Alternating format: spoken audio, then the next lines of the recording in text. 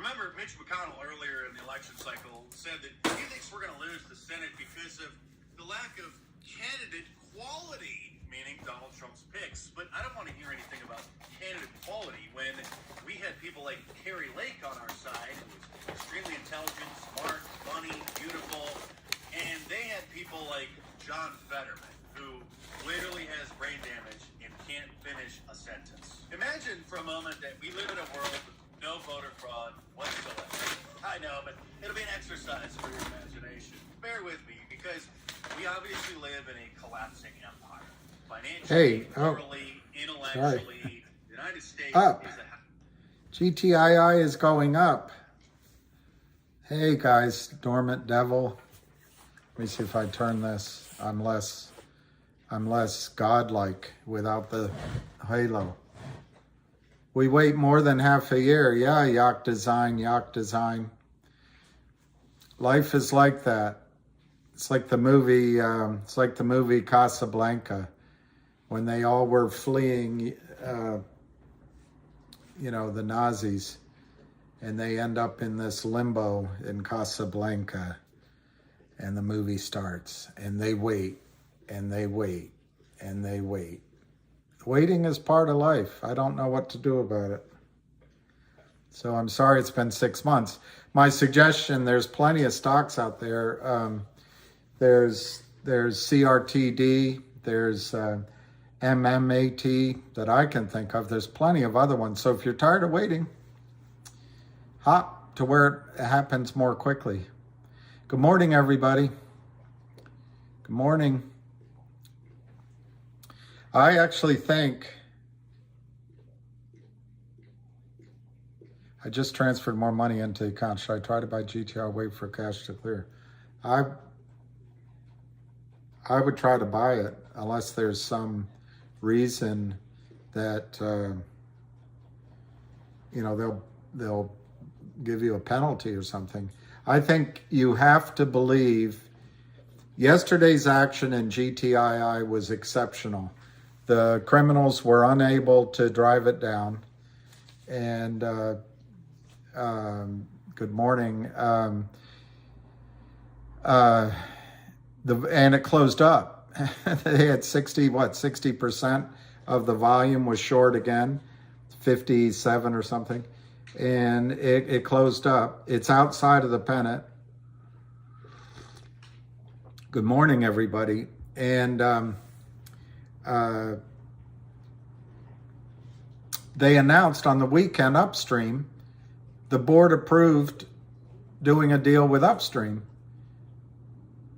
if Upstream came back with a recommendation for the board to, I guess, put their rubber stamp on.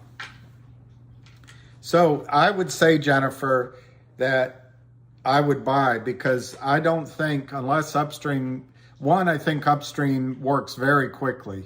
Look at the last announcements for CRTD. And two, I don't think Upstream's going to come back with a deal that GTII determines is not attractive. So I would buy.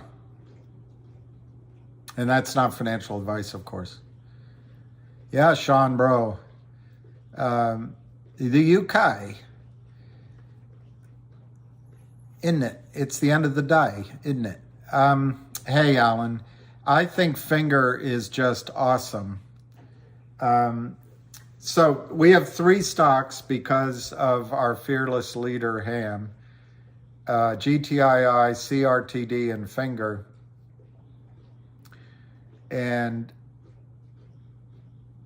I would say that GTII, look, I think when one goes, they're all going to go. I don't think you're going to have much time to play the other one. But I think GTII could be first simply because the warrants are pestering, biting at, nipping at the heels of the brokerage firms, the 275 warrants. And I got to sign in to give you quotes. And you've got the 1-800 law firm, which should come in before the end of the year. And so we're running out of trading days, what with Thanksgiving and Christmas. and in the UK, Boxing Day. So I think GTII is just one news announcement and one thrust of buying away from the Kramers not having the power to keep the price down. And then it's a matter of the price triggering buy-ins from Fidelity and others. I think Alpine, with all the crises going on with FTX, Alpine doesn't have staying power. I think they're in on it with the Kramers. This is all my opinion, all my judgment. Everything I say is my opinion. So I think GTII is first. But Alan, I think Finger's got interesting things coming up. they've already announced that Wes Christian was hired. So what's next? They probably negotiated back and forth with the criminals at again, in my opinion, obviously look, if you break the law, you're a criminal, at Lind Partners. But Lind Partners are a different kind of criminal. They like to think themselves first class on the way to Dubai and taking their girlfriend to the Maldives or the Maldives. Dive in the Maldives.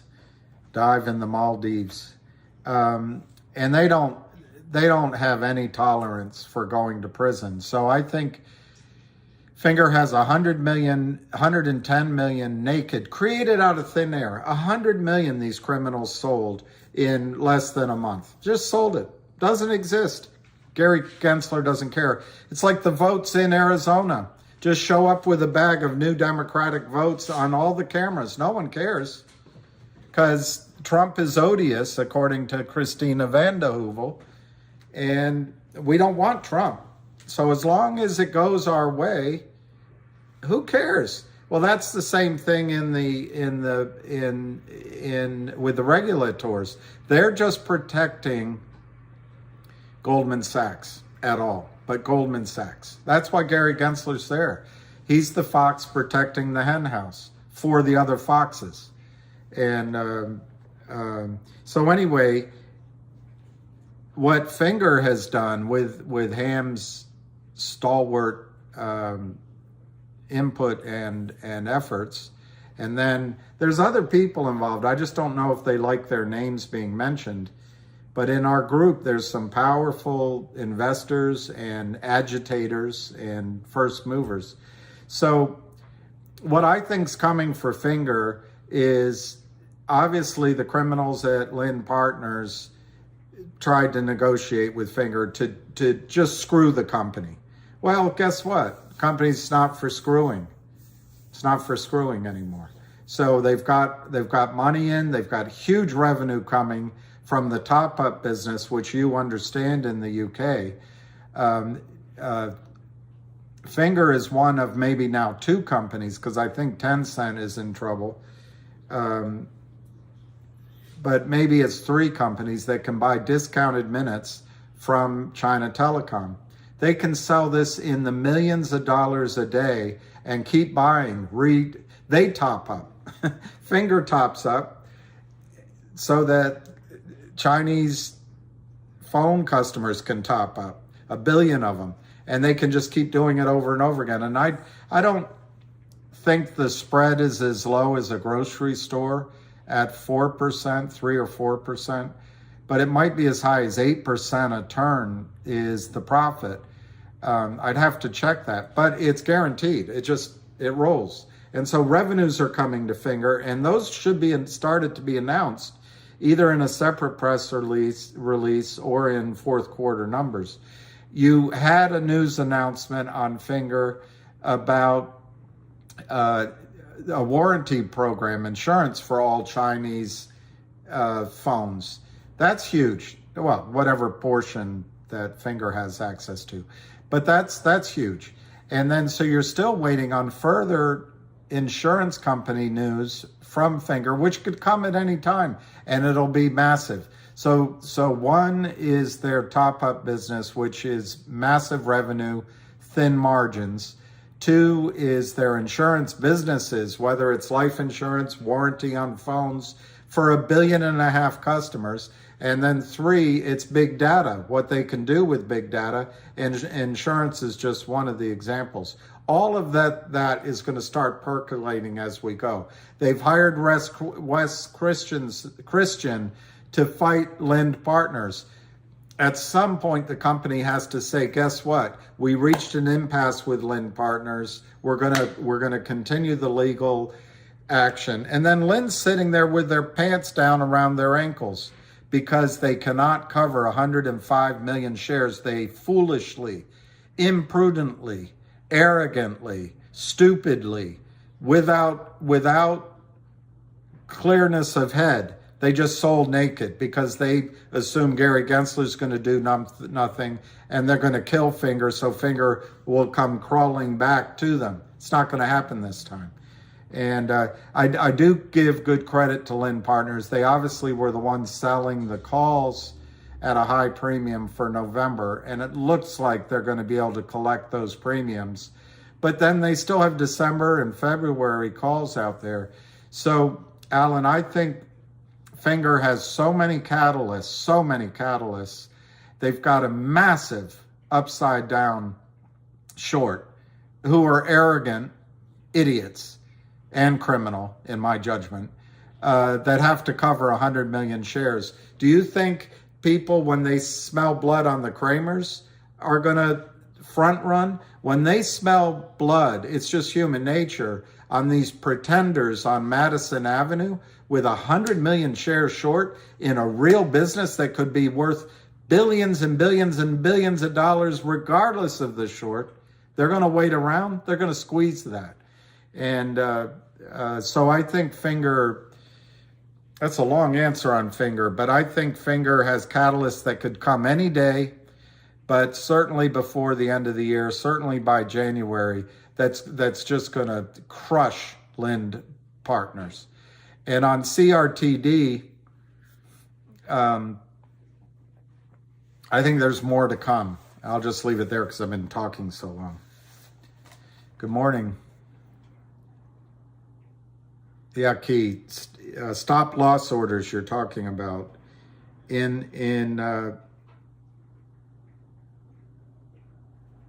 Wall Street's made up of a lot of people that understand what the retail brokerage firms are teaching you. And so they're all teaching you everywhere. They teach you as if they're so smart. Well, if this trade isn't working, get out right away. Take your losses right away. Well, that makes sense if you're managing a huge portfolio. But in this case, if you've trapped a short in GTII, to get out after it's down 5 or 10 or 15% is not, I mean, if you're in it for the short, it's not the smart thing to do for the short squeeze. And to, on computers, tell Fidelity, for example, that you're willing to get out 15% lower than the current market price, and Fidelity is scrambling for shares. They're crying for shares. They're begging and pleading and paying up for shares. And you put it out there that you're willing to take $325 for your shares. And then those traders, it's all on computers. Everybody can see those bids. Level 2, level 3. You're just asking to get raped. As my brother once told me when I was going through a difficult time, I said, my business partners, I said, they F-U-C-K'd me. And I'm not one on hearing cold, hard truth. But my brother said, in order to get F-U-C-K'd, Bill, you have to bend over. You have to put yourself in a position. Well, that's what you do with a stop limit order, stop loss order in these manipulated to the downside. Gary Gensler doesn't care about manipulation if it's criminal and it's fraudulent to the downside and it helps Goldman Sachs. He cares if there's a whiff of potential criminality around Kim Kardashian, but he doesn't do anything with the second largest Democratic donor, FTX, a guy that's a buffoon. But so if I was talking with someone this morning in the movie The Big Short, Mark Blum gets called into a meeting. I guess Morgan Stanley's in the other room, but that cocky guy comes in, I forget his name, that originated the deal, and they're asking for more money. And the mortgage stocks have all collapsed, or the swaps have all collapsed, but the prices are still up there, and they have to put up more money. I'm going to have to go get the dialogue, but one of the guys, maybe it was that clever balding guy, asked a question, and the arrogant, likable but cocky originator of the deal, he said, see, you still believe in the system. You still think that the system is honest and there's people in the system looking out for you. And that's what's happening here. It's hard for you to believe, but Wall Street is slaughtering you. There's no one looks out for you except for Lou, Ham, and Avid. Lou, Ham, and Avid. That's it. No one else is looking out for you. And if you go in and put a stop loss order, they're going to go down and take it. And they're going to say, wham, bam, thank you, ma'am, and move on. And you're going to go, what happened? And the stock's at 8, and you got stopped out at 310. Because, by the way, once it goes through your order, it becomes a market order. And it's not pleasant. It's not pleasant what they can do to you with a stop loss order. So you just have to accept the fact, I would anyway, that you're getting into highly manipulated situations. If you paid $8, it could go back down to $2 before the squeeze happens. In that case, add to your position, in my judgment, not financial advice. Don't sell. As long as the story still is the same.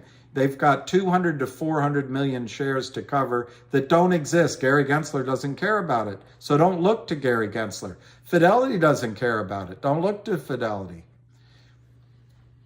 What you have to look to is the company is working with you to force the buy-in. And Fidelity is getting so much pressure on the warrants that were issued that they may issue a buy-in on their own, because they've got to look out for their own securities laws and integrity and reputation. But then what could come to your advantage is the same opportunists on Wall Street that support the shorting on the way down because it looks like free money. It's going to look like free money to them when they find out that Lynn Partners or Kurt Kramer or whoever's in CRTD, I've heard it might be Lynn Partners, when they find out these guys are on the ropes, people on Wall Street are no smarter than you are. Not at all. They have computers do the algorithms, so the rest of it is just stylistic crap. But when they see free money, they say, good, let's go buy, let's front run those orders, let's run. And that's what's going to send it up. So the market is going to come to your rescue because the greed of some of these Wall Street sharks will drive it up. But and then the self-protection of some of the brokerage firms. But it would be really the height of foolishness to put a stop loss order in underneath. And if you're that nervous about the stock going down, you shouldn't buy this stock. You should just go buy Apple, which is down massively. Go buy Facebook's down.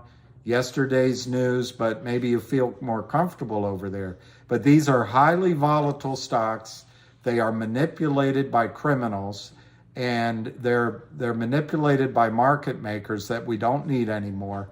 And they're going to have bear rates. They're going to have periods where the stocks go down.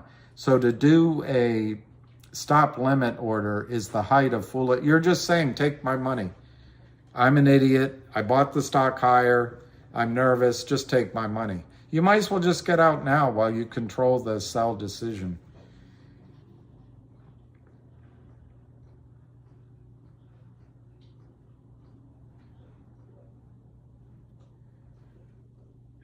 Five three nine two five one. 539251. See if it works. It did. Okay. So sorry for my lecture. Don't call. Don't call. Don't call you an idiot. I'm not calling you an idiot. I said if you... All right, let me phrase it differently. If you put a stop loss order in, you're behaving like an idiot. That's different than calling you an idiot. Stop calling me Shirley. 362 to 365. So they got it today. They got it down 10 cents. You have your stop loss at 72 cents. Well, it's going to come down. Let's just do a quick run around the ring. Yeah, that's it, Vinny G. Commit to the squeeze until... Commit to the squeeze until you see the story change. My brackets for finger, you have to have two caveats. By the way, there's caveats in GTII and CRTD too. You can't believe it. It would be like having the secretary for elections run for governor and then monitor her own election. And, you know, before ballots are delivered for counting, they stop by the print shop with no supervision and then come with additional boxes with no supervision. It'd be kind of like that. You can't believe, MMTLP is 924. You can't believe anyone would be that audacious, or that the system could be that out of kilter, or that it could be that corrupt. Well, the system could come in and stop trading in the whole marketplace, and that would put these stories in trouble. The system could go to war with Russia and stop the markets for 6 months. You know, there's a lot of scenarios you can come up with if you have a fervid imagination why these could screw up. But I think you need to commit to the short. In the case of GTII and CRTD, there shouldn't be any stops in trading. There are no options to interrupt the flow to the upside. In the case of finger, already they've been able to sell calls to ameliorate their losses, but they've also been probably manipulating the price by using puts and calls in the market on finger. The other thing, the finger is the big board, and so they do have halts. So given those two circuit breakers that exist, I think with finger, my brackets are still extremely high in the first run. If they lose control of it, you've got 100 million naked shorts that have to be bought. So my brackets going from, I don't know, I would have to say you have to start higher from $17, $16, $17. I would start in the hundreds, you know, 150, 170, all the way up to that, I think you'll get. And then I would say 1,500, 1,700 could be achieved very easily in finger. But the caveat is these two circuit breakers.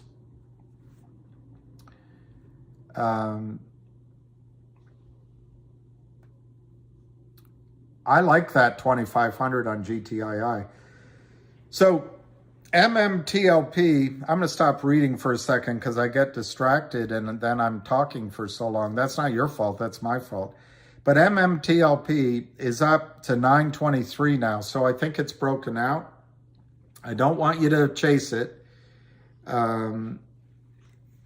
But that's a short squeeze that we all can watch because the rumor is they have 80 million shares short. I don't know the float. that have to be bought. Once the S1 is approved, which is this will go private, it goes into a thing called NextBridge Oil or something. They'll have 8 or 10 days to buy back all the shares. So this will give us something we can watch and see what brackets actually occur in real life. CRTD is up 7 cents, 115. I can't believe they got that down yesterday. And in my judgment, they're playing with fire. Follow-up news could come any day in CRTD, in my opinion.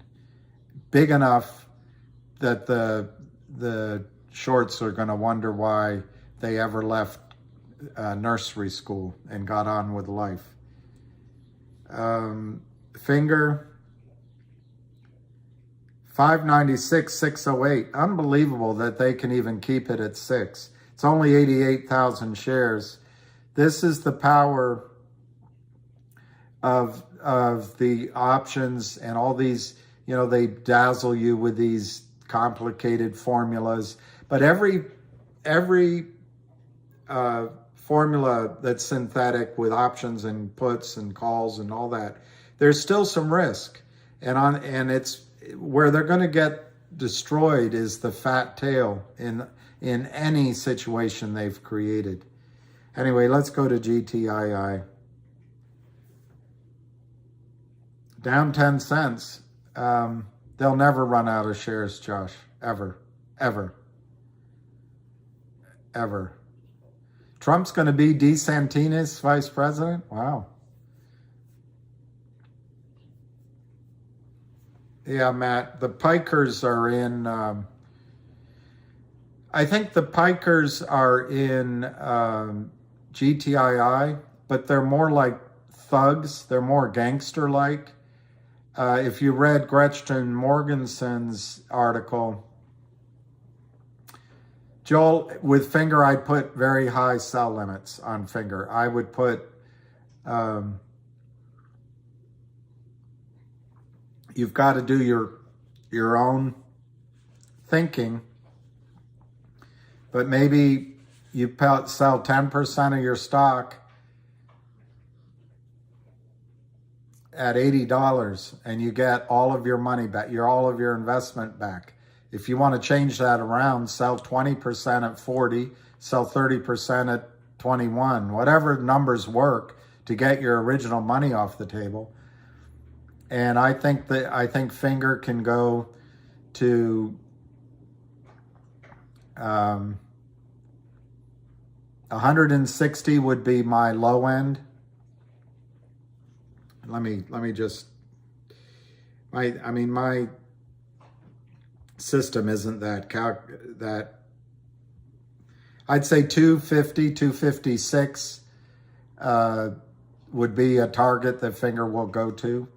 And then I think 1600, 1700.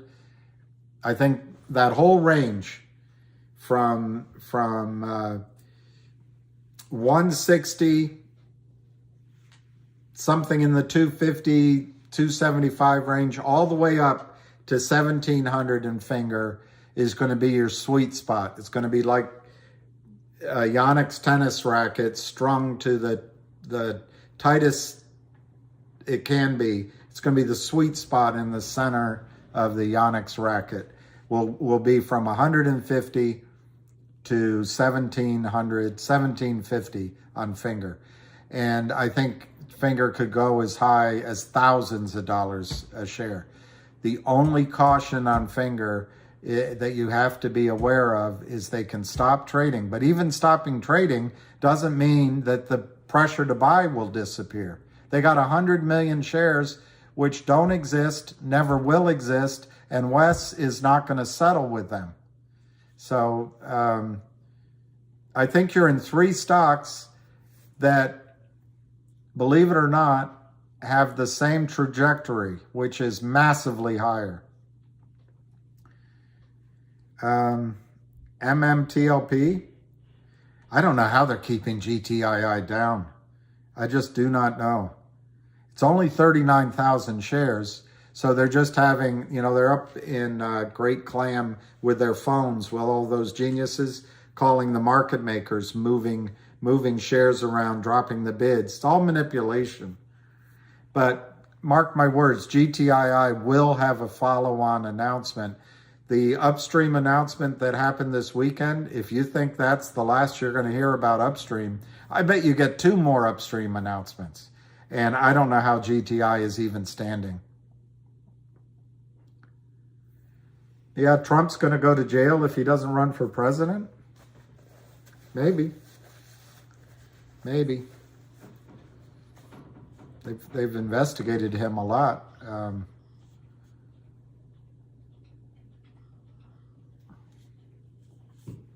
Fidelity, GTII is 40,000 shares. It's down 20 cents. Guys, that's nothing. I'm not giving advice, but if you're inclined to buy, the Kramers are selling to you, buy all you can. Buy all you can.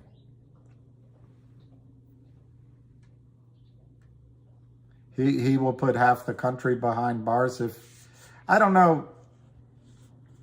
I don't want to get into politics, but I think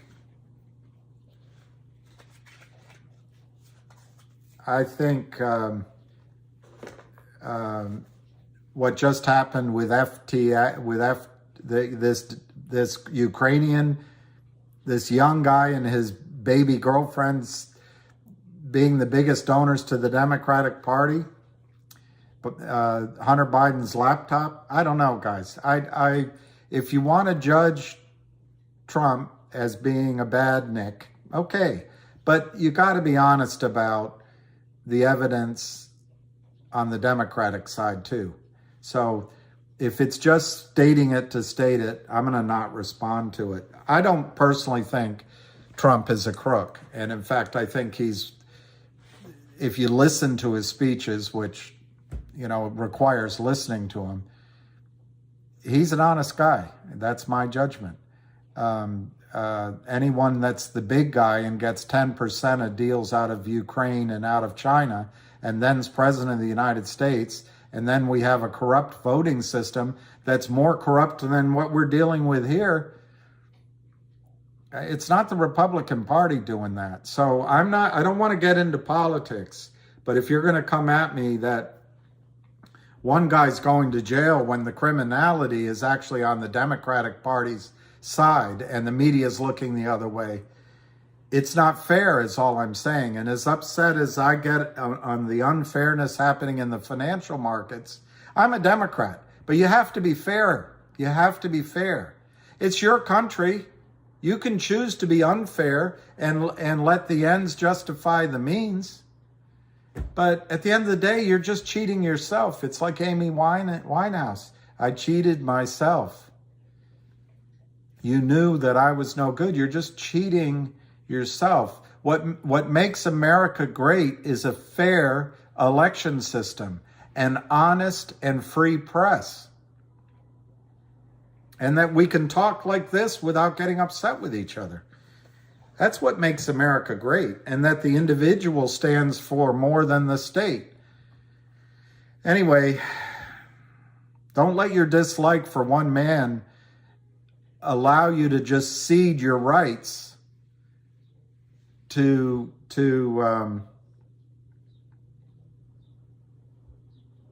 something that's worse. Anyway, GTII is 354.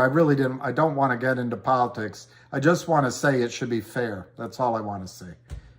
355, 4666 is the volume. So GTII has very little volume. And I think that's a buying opportunity. If you remember the chart the other day that I drew, if I can find it, and why wouldn't you remember it? It was such a well-drawn chart that anybody would remember that lesson. Here it is. Here it is. So we're coming out of this. We've already come out. And my guess is what happened is we broke out yesterday, and now we're coming back on low volume. And after we do this testing, I think we're going to go massively higher in GTII soon. Roberto. 100 to 500 is great. Jack Wolf, you're down 60% on GTII? Well, Jack, if you don't have money to average down, you have a decision to make, Jack. I don't know how you could be down 60%, but I guess you bought at the exact high. You must have rushed in because, as Ham always says, buy half, bid for the rest. But all right, you jumped in without looking. You're down 60%. I guess you're mad at somebody, Jack. You can get mad at me if you want, but I haven't advised you to buy it. You can get mad at Lou. You can get mad at Ham or Avid. But if you don't have the capital to average down, and you're upset that it's down 60%, here's my advice to you as an educational exercise. Sell your GTII, Jack. Sell your GTII. Establish a tax loss. Establish a tax loss, Jack. Take your 60% loss. With the 40% left, buy CRTD. Buy CRTD. It's still risky. It still could go down. But CRTD will go as high as GTII. So you'll establish your tax loss in GTII, Jack. You'll make lemonade out of lemon. You'll establish your tax loss in GTII. You'll have a shot at making gains in CRTD. And in 32 days, you can get back into GTII, maybe at $40, but you can get back in, Jack. Oh, you have a lot of tax losses from AMC. Did you take them, Jack? Did you sell AMC? Anyway, Jack.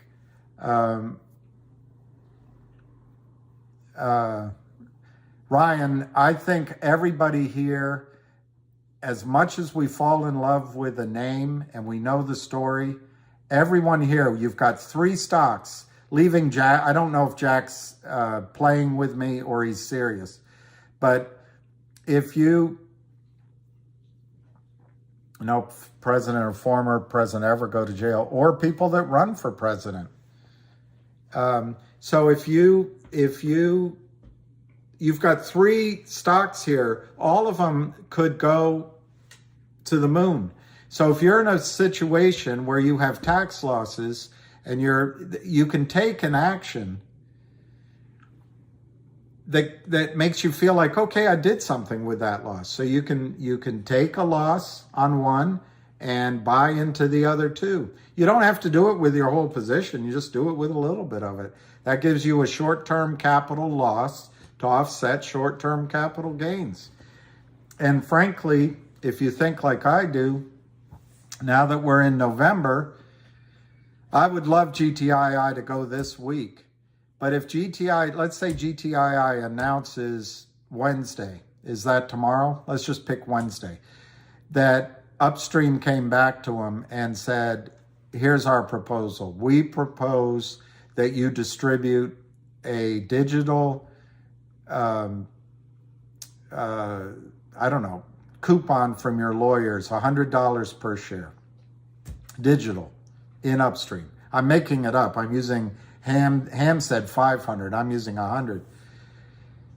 And it gives 8 days. Well, the squeeze will happen from the 15th. What's tomorrow? The 16th. Maybe by the first week of December. But if you're like me, I'd rather my gain get moved into 2023. I want it now, don't get me wrong. But if it's moved into 2023, I don't have to worry about the taxes until the end of next year. But if it happens now, you got to pay your taxes. And so that's a tax strategy that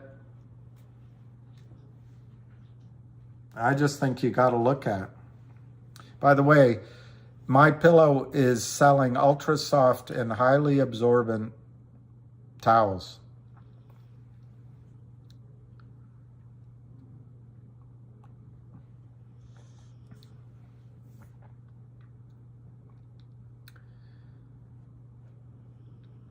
Good morning, everyone. Good morning. Salutations. Hanukkah Matata. Hakuna Matata. 356, 355 to 357. Only 50,000 shares. My Pillow. You buy one set of sheets and you... Actually, they're pretty good. Andy, my brackets, I was thinking about that because you guys would ask me.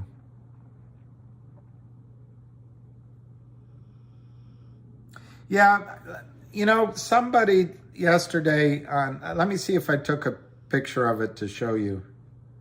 No, of course not. So I got to go find it. But a pretty good person on Twitter put up a chart yesterday. And it's not somebody that I remember their name automatically. Here it is. Austin Elzick. I'm going to try to save this. I'll just take a picture of it so I have it in the future. He put up a pretty good chart on GTII last night. And I think to answer your question on my brackets, I based my brackets originally up in this range, up in this range here.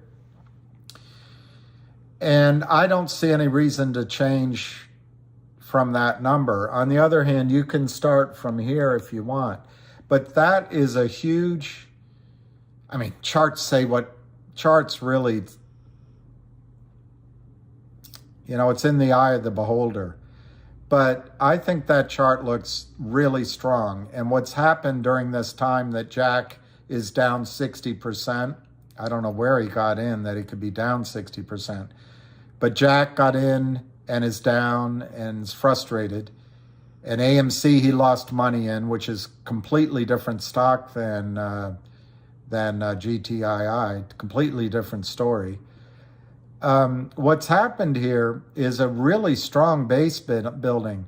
You've moved stock from weak hands like Jack's to strong hands like the whales that have been buying. And maybe Jack will become a strong hand. But when this breaks out, it breaks out now from a really strong consolidation pattern. And that's what this chart, to me, is showing, that we've had really strong consolidation. So our next move up, it's like building a skyscraper. They can add a lot of levels higher because this foundation has been put in place. The concrete's solid, the rebar's in there, the steel's been welded, and we're ready for a much higher move upward. So yeah, I would keep my brackets the same on GTII. Oh, you meant finger. Like David, yeah, like David.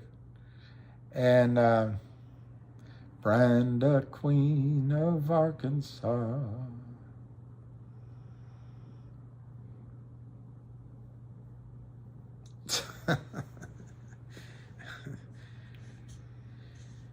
Yeah, I'm not, my hands are here. I'm not holding anywhere where I am. Finger, $5.99. Are you out of your mind? Are you out of your mind? I saw one other good thing on Twitter last night, but I'm going to forget what it is. You guys, there's some really smart people.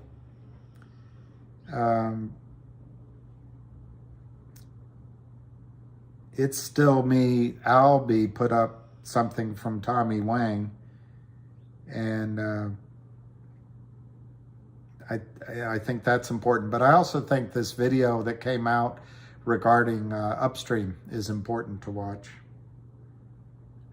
And I know what else. I think Ham put it up. I had done a video on it before, but just how these guys steal money was put in a lawsuit. And maybe if we have time, we can go through that. Father of greatness. I'm going to give you I'm going to write it down so that I can show you. And you have to understand, everybody has to understand that my targets are probably the highest ones out there. And my rationale on that is anybody can be negative and anyone can be a party pooper. So you can get that advice elsewhere. But also, I think these trades, because the shorts are trapped, because it's such a massive problem, and because these guys have walked on water, I think all three of these trades have to have a chance to make you wealthy beyond belief, or at least financially independent. So let me use a pencil in case I make any mistakes.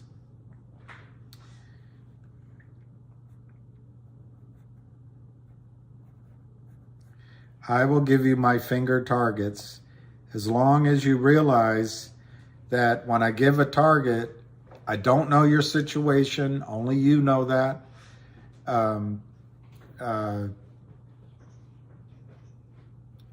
Prudent financial management is taking your original investment at least off the table at lower numbers.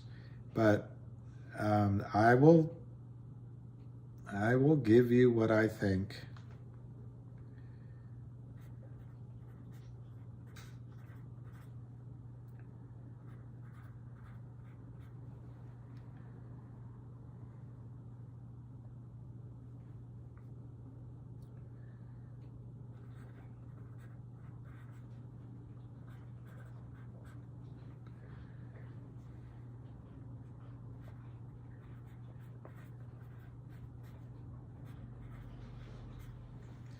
Okay.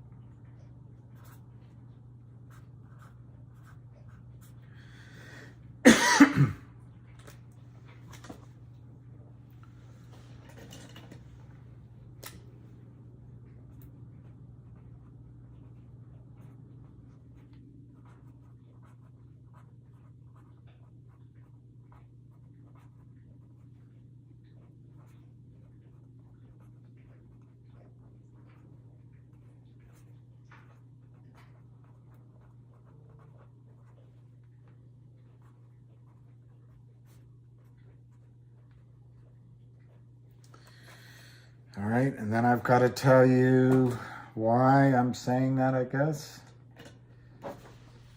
Ah, Lord, this is complicated. She was very complicated.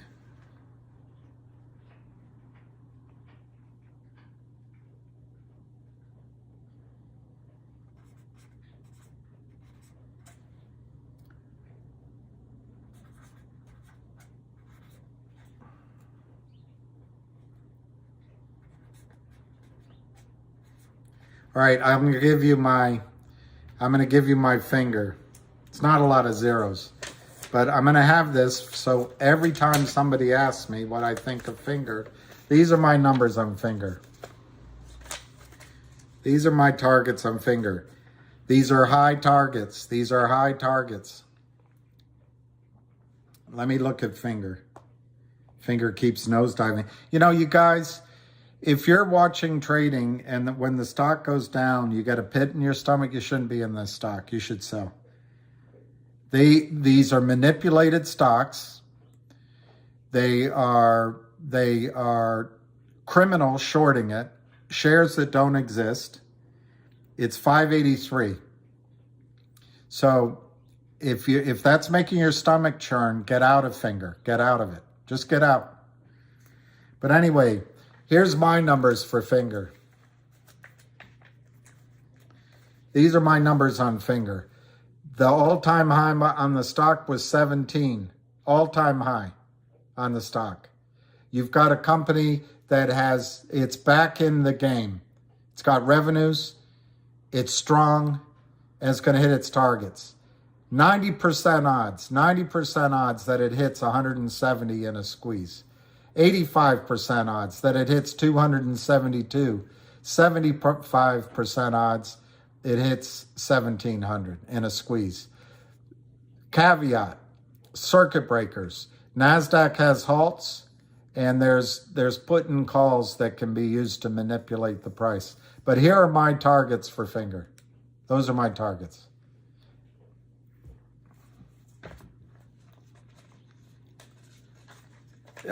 Jordan, somebody asked me about Finger, and they were the fourth person. So let me tell you I'm going to give you what I think on GTII, because I think GTII is going to go first, Jordan.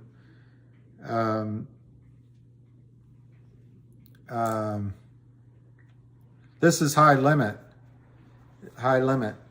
And Jordan, the reason I'm focused on CRTD, Finger, and GTII, just so you know, I originally invested in Finger, and that's how I met Ham. It was through that process of Finger years ago. I think I'm talking 3.5 years, but if I'm wrong, it's just my memory. I then ran into GTII because of Ham. And just with you guys, I ran into CRTD. These three have a common denominator, which is Ham. And I trust Ham and Ham's judgment. So Jordan, that's why I'm focused on those. But in terms of Finger, oh my God, why are we talking about more than GTII? You don't have to do Finger, but if you have a little bit, Finger's a good story. And Jordan, one thing you could do is once GTI runs and you're sitting on a lot of money, if your orders go off, you can buy Finger for the long term. So it's worth expanding your mind a little bit on other ideas. Now, GTII is a little trickier.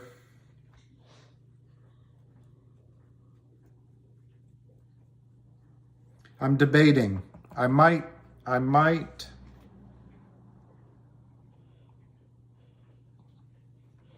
Let me just look at a chart. I might change my numbers on GTII.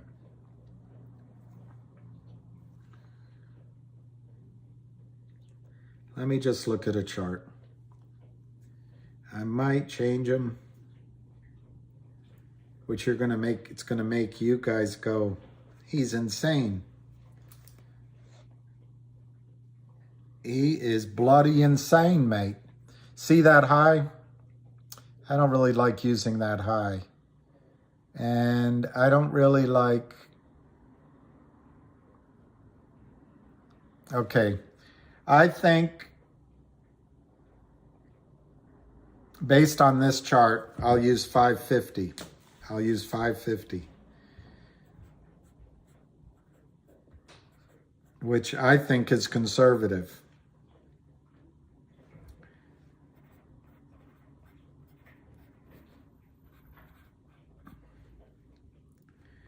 I think it's conservative.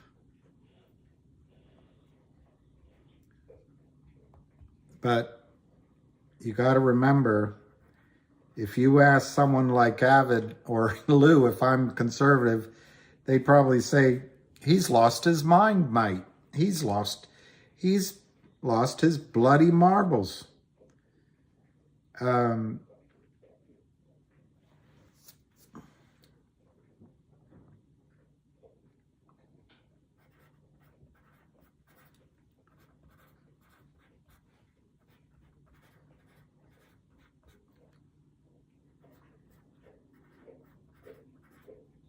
Okay.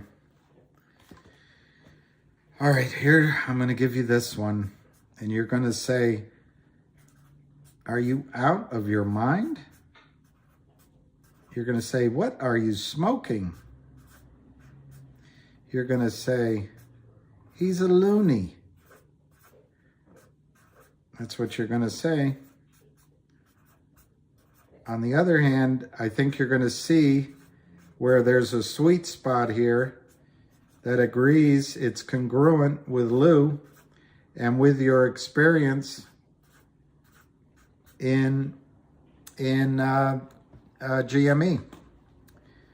All right, so I'm going to say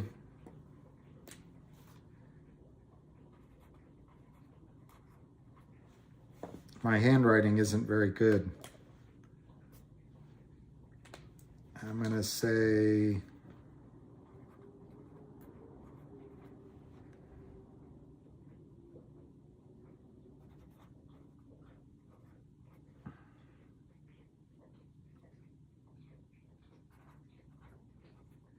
all right, so you're going to think, you guys are going to think I'm crazy, but here's, oh, I didn't write GTII. This is for, was it Jordan? Jordan, this is dedicated to you. GTII, I'm going to use the breakout point of 550. 10x gets you to 55. I think there's if a squeeze happens, I think, and this is not financial advice, I think there's a 99% chance you get to 55 bucks. When I studied other short squeezes, they all went up. The ones that were clearly short squeezes, 20, 25, 30, 50x. So I'm using 16 here. It's sort of a nod to the Fibonacci, but it's just I'm using 16 instead of 15 or 20, basically. So that's $88. I think there's a 95%, Jordan, that the stock will get to $88 in a short squeeze. And then 100 times is $550. And I think there's an 85% chance that that will happen. And in a declining ratio, so in other words, I think there's high odds you'll see $1,000, $2,000, $3,000 a share. But I think it's completely possible you'll see 5,500 ringing the bell at the peak of the short squeeze. I give that a 60% odds. So there you go, Jordan. Yeah, you'll be a millionaire, I think. I think you'll be a millionaire. So there's my finger. And I didn't do 1,000. 1,000 would be a lot of money. A young guy like you is going to make a lot of money. 1,000 is just beyond, out of this world. So I left that off on finger. All right, and there's my GTII.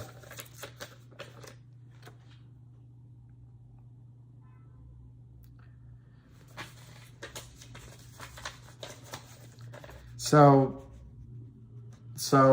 guys, I want to tell you those numbers are I just made them up. I have my reasons, but the best money management you can do is take some money off the table when there's volume, when there's buyers. And in the case of GTII, I think this range from the 55 to the 550, that's the range to play in with most of your trades, probably. I do think it'll go to 1,000. I think it'll go to 1,500, 2,000, 2,500, 3,000. But this is what you're familiar with GME. So let your emotional memory work in that range. I think CRTD. I'd have to right now use lower numbers for CRTD if I'm using my system. However, let me just check a chart on it. The problem with CRTD is it was a $10 stock. I mean, look at that. Let me go back a year. This is all so arbitrary. I hope you understand. It's quite arbitrary. So here's CRTD going back a year. And do you see what was weird about that chart? For a year, it hung out in the range it is now and higher. And just for one brief time frame, the shorts just tried to destroy the company. Let me see where these prices are.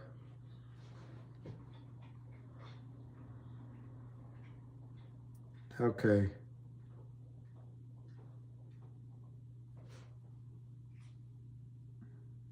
I don't know, guys. I have to think about CRTD. I would have to start with a lower number right now because the breakout, there's no consolidation.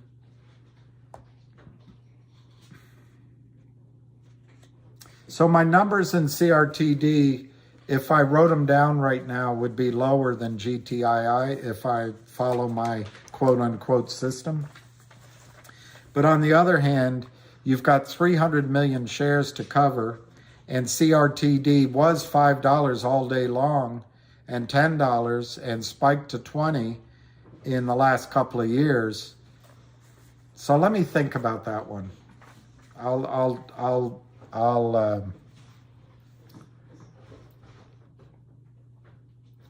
Yeah, innocence. I agree with you. You can get an amen from me. None of what I'm telling you is going to stop the buy-in from the Kramers. The Kramers are going to lose control. I have some ideas to put our profits, but I'd like Jordan said, I'd like to focus, and I do think GTII is the first one to go. I do believe that.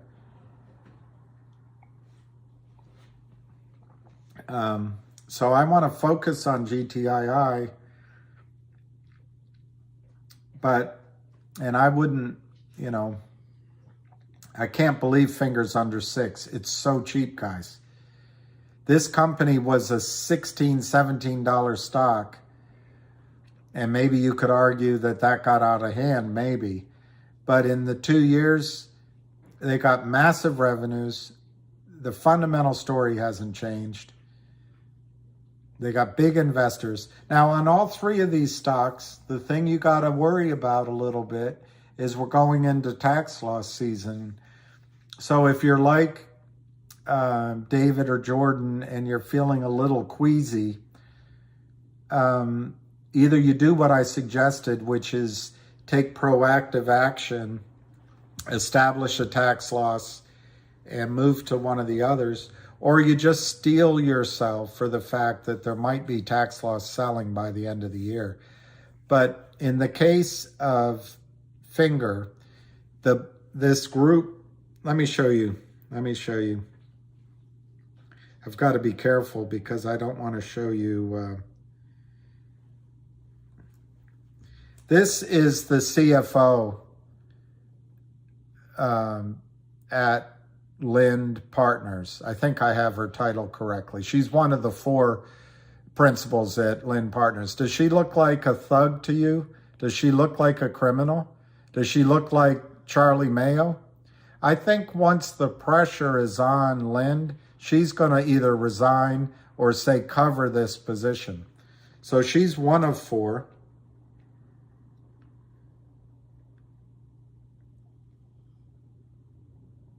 All right, okay, this is the CFO.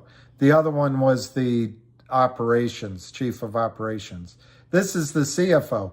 Does she look like a thug, like Charlie Mayo? This is for Lynn Partners. Does she look like a thug? No. They're a different kind of, I bet these two women don't even really know what's going on. They're young enough that they probably are not aware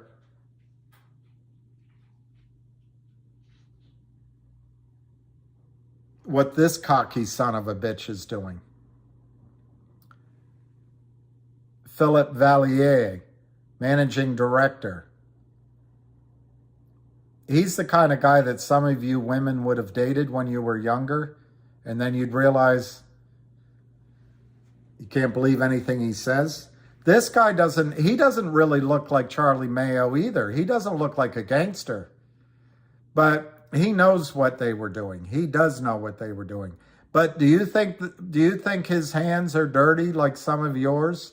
Do you think this guy's ever spent time, even for drunk driving, behind bars? They don't want to go to jail. And then look at this guy. Look at this guy.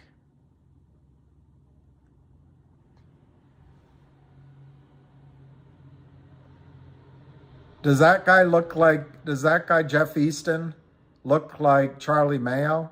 These guys aren't thugs. They're not gangsters, but they are breaking the law. They just think it's okay because they got lawyers and they're on Madison Avenue and they've got their prospectuses and they've got these strategies and it's risk management. We're a long short fund. We're across many multi-disciplines. Guys, I don't think you take me seriously, what idiots these people are. You think maybe because they're on Wall Street, they're smarter than you are. They're not. I'd rather hang out with each of you than these guys. Listen to this. This is what it says on their website. At Lind, we have an entrepreneurial culture that embraces and encourages creativity,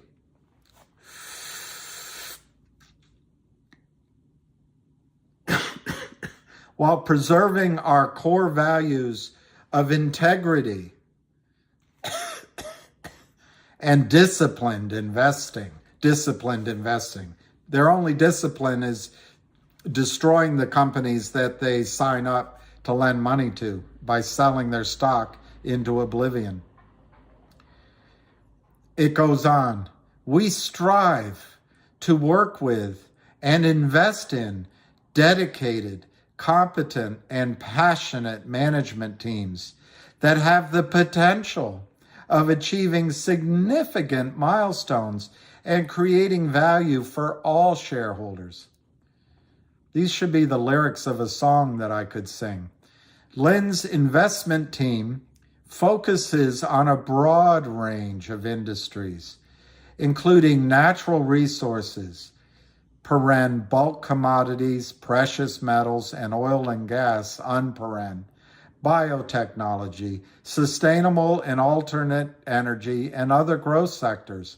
In other words, any company we can destroy and rob them of their market cap, because we deserve the money, not the company. Anyway, and then it finishes by saying, our investment strategy, as well as our ability to assist companies in growing and creating value, are built upon our disciplined focus on fundamental and qualitative factors combined with sound portfolio management principles. Do you need an insulin shot? This is so saccharine, it makes you sick.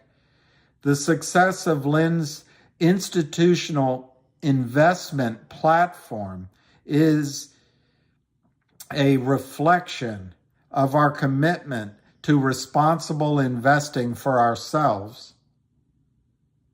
You could just say investing for ourselves, and that's probably the only honest thing here. Our investors and our investee companies. That's Lynn Partners. You could write this. It's all crap. It's all crap. All they do is lend money to a desperate company and then destroy it, like they tried to do with Finger. So anyway, I ask you the question in the case of Lynn. Do any of those 4 people look like they want to go to jail? Are any of those 4 people going to keep their mouths shut when investigators come in and risk going to jail or prison? I don't think so. So anyway.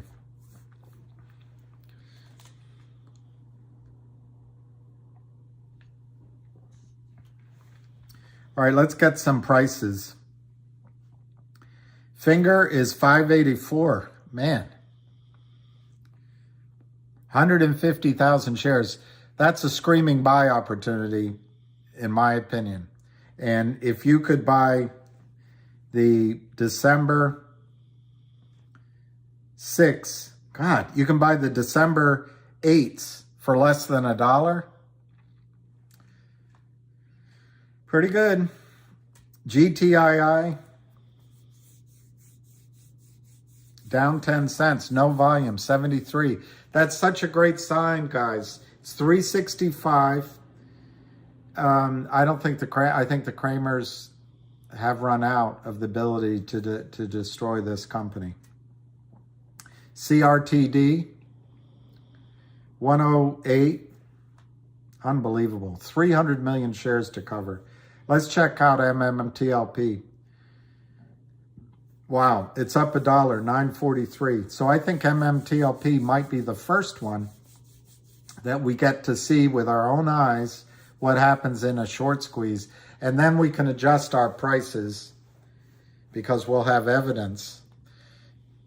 That's 80 million shares to cover. Let's just see what it says on Yahoo. Yahoo Finance.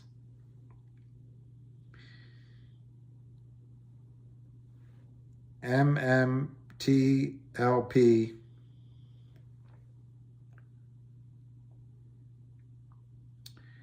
The no market cap. It's interesting. So I might not be able to tell you. Let's check statistics. It's all NA. Okay, shares.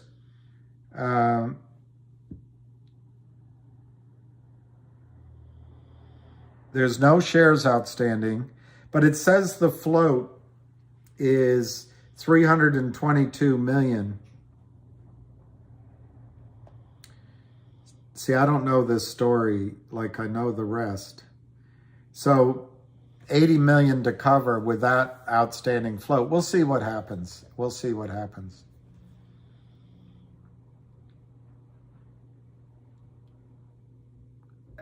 Intrepid, it's Alpine. Alpine is the prime broker for GTII, the Kramers. And the guy's name, I think Rob Schaefer is Vert, but it's Alpine Prime Brokerage is the self-clearing prime broker that GTII uses.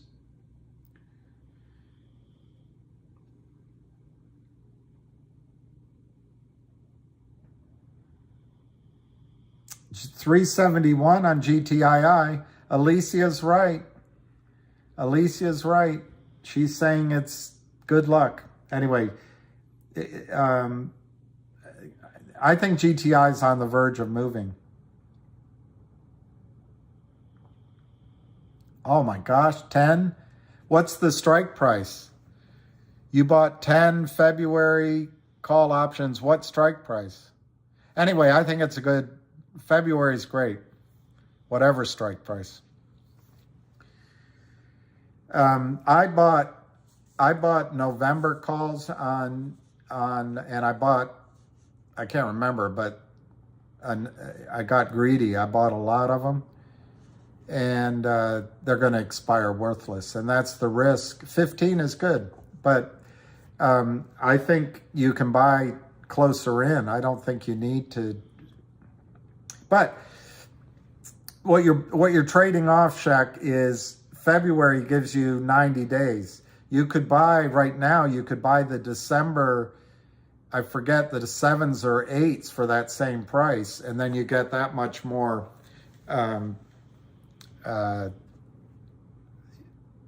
price, intrinsic value, although the stock, there is no intrinsic value. But an $8 strike price is a lot different than a $15 strike price. But the risk is right now in the calls, it's all premium. And yeah, Shuck, none of it's intrinsic. It's all premium right now. It's all time premium. It's all time premium. If you have enough money to buy the finger shares, it's better to buy the shares. But you can, for example, in my case, I forget now, I'm going to make up the numbers. I bought the November 10 calls for 50 cents. I could have bought the stock at, it wasn't $10, but maybe it was $8. I don't remember. I'd be down right now a lot of money. Instead, I'm only losing the 50 cents I paid. So, it's just a money management thing. No, yeah, I knew what you meant, Jay Perez. I knew what you meant. I think GTII could run today or tomorrow. Who are the hedge players and the prime broker, William Bone, in CRTD? I've heard the shorts could be, and certainly might have been involved, were Lynn Partners. I think this borderline criminal brokerage firm, Benchmark, was involved. But let me think through. I don't know the prime broker. DBMM, the prime broker is Alpine as well. But I don't know CRTD's prime broker.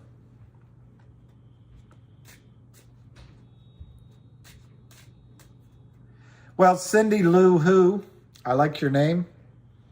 When I give you these numbers, I'm really trying to give you what all of us are betting with each other, but we're going to also be betting against each other. It's like Ham says that, what do you call it? Musical chairs. The only difference is there's plenty of chairs. Because in the case of GTII, Kurt Kramer has sold 200 million chairs. He's sold 200 million chairs, so to speak. But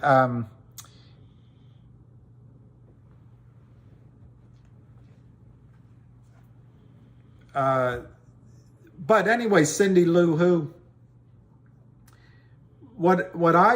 and I'm going to try to do it. I've done it several times because I go back and forth. Do I want to go with high numbers or just accept a number?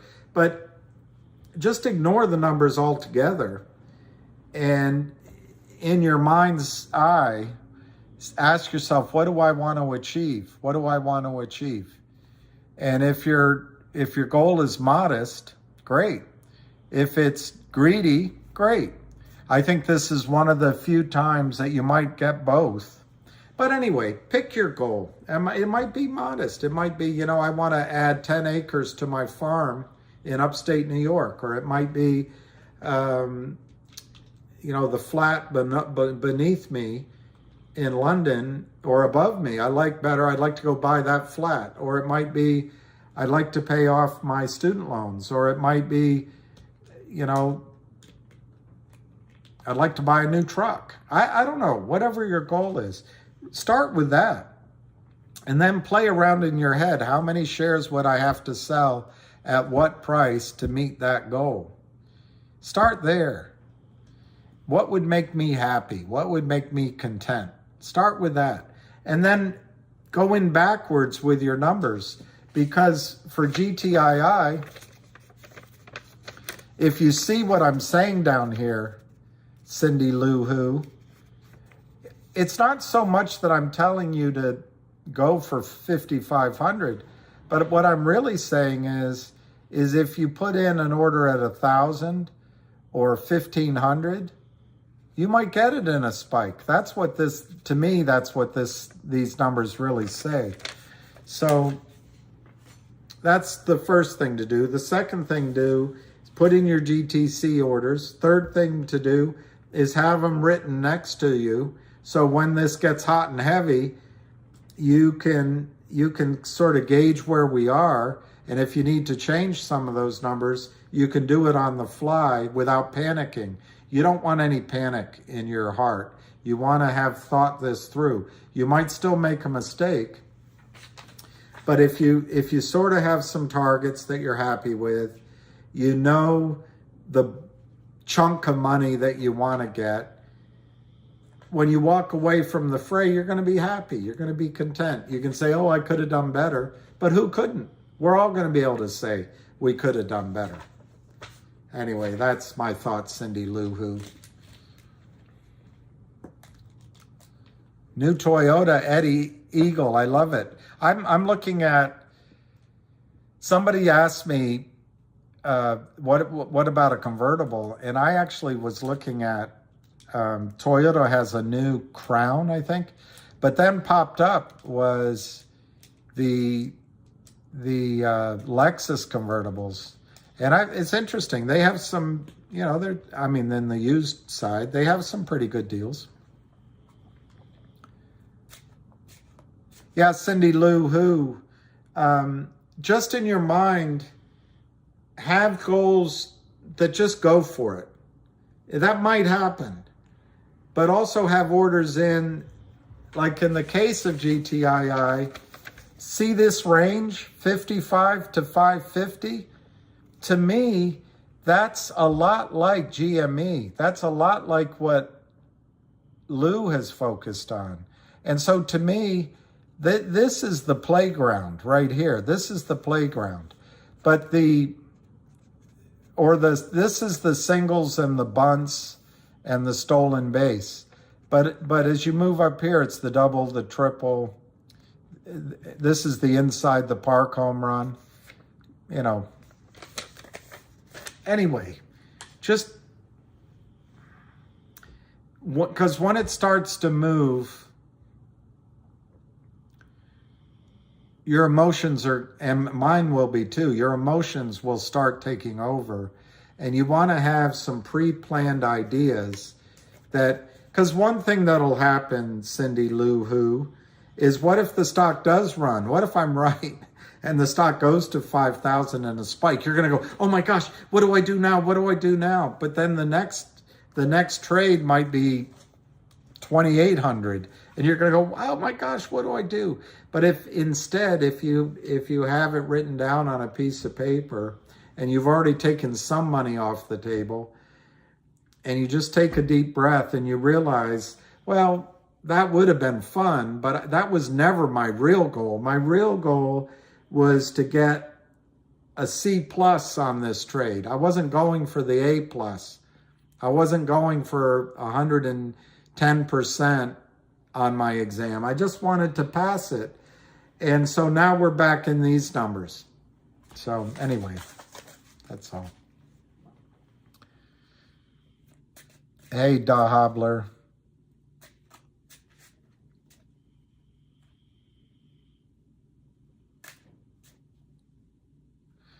My numbers based on yesterday's rise, possibly 700 depending on selling, accumulation now. I think 700's I like that target. Hey, Jason. Okay, Million Motivation. What if you want to sell at 250 and it never reaches that number? And I'll assume you're talking about GTII.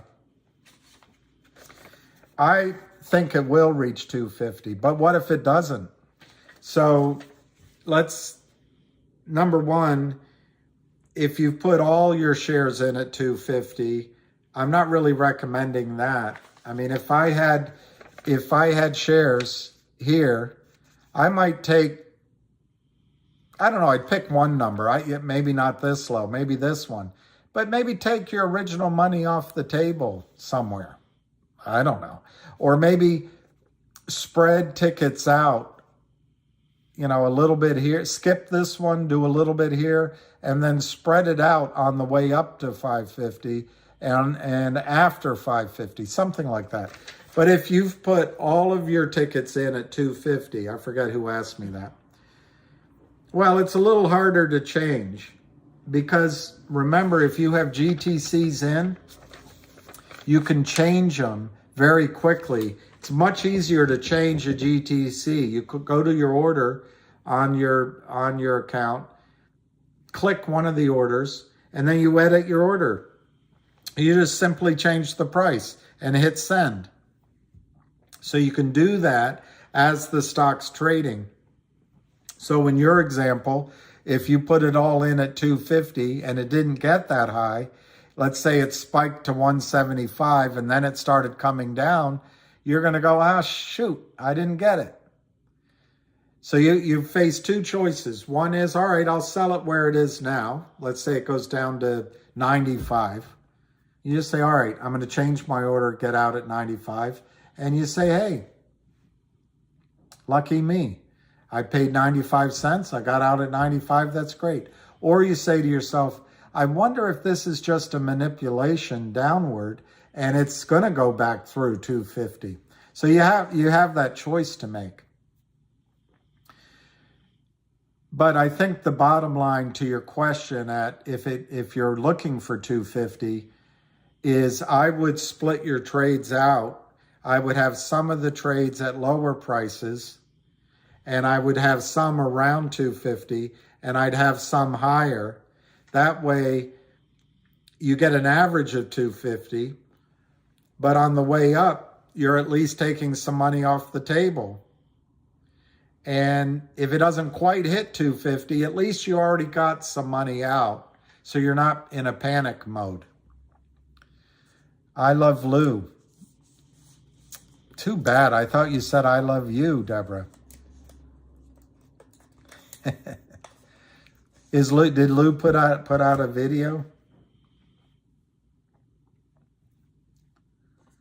And I'm sure Lou loves you too, Deborah. I'm sure he does.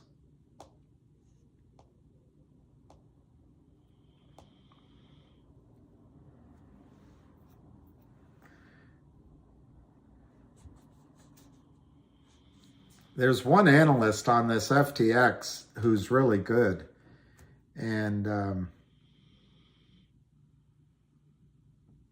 all right, I don't see anything from him.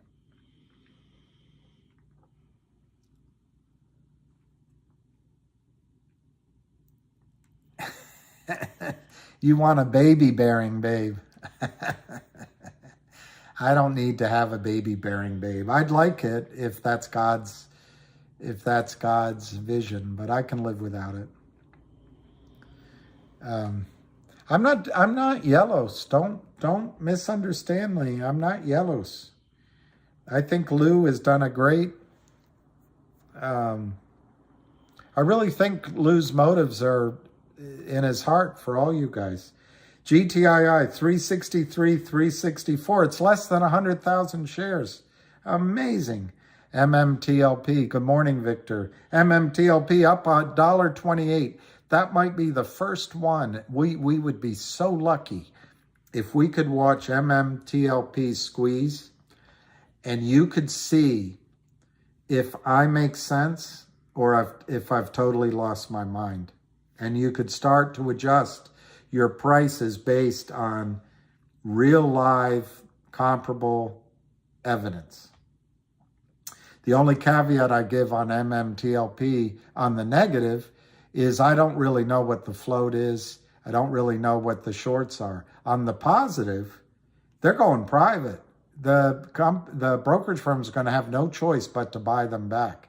So it's going to be interesting to watch that one. And then MMAT is up to $1.83. Wow. And COSM, someone was asking about, is down today, 12 cents. And you know what one I didn't try? What's the name of that brokerage firm? Robin Hood, HODD. Let's see what Hood is doing.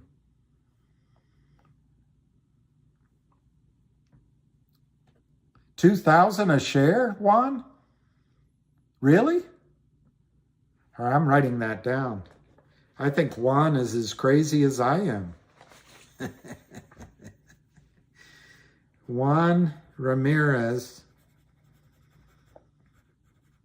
says 2,000 on MMTLP.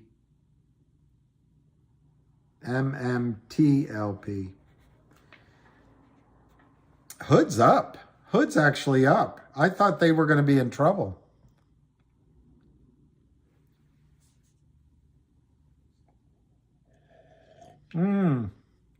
So Trace, nobody knows the float? That's interesting. I'm teasing Juan, Deborah. I'm teasing Juan. I'm glad to see somebody else has high targets like I have. Deborah, your advice on MMTLP, which is not advice, of course, isn't wrong. Right now, it's almost $10. And of course, this year, you could have bought it under $1. So you're saying, why would I pay $10 now? The reason to pay $10 now is it looks like, one, it looks like somebody knows something about the S1, which is possible. Two, it looks like it's breaking out. So you don't have to wait. You don't have to wait. How many of you guys would love to buy GTII at 10? So you didn't have to go through the last 6 weeks of waiting. That's the trade-off. You don't have to wait, probably. Oh, the banks owe Hood a favor? Why? Oh, because they took the buy button away before? I just thought that, what's that guy's name? SBF? I thought he was going to sell his position in Hood at a discount to the market price. I know, Andrew Watson. Let me look at the volume. I hope I'm not controversial, but I think that the low volume means that we're on the verge. SBF.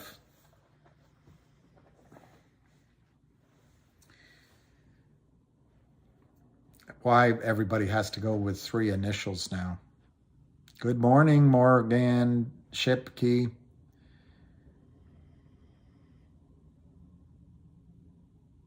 I have Fidelity, and they will not allow any limit price over. Are you kidding?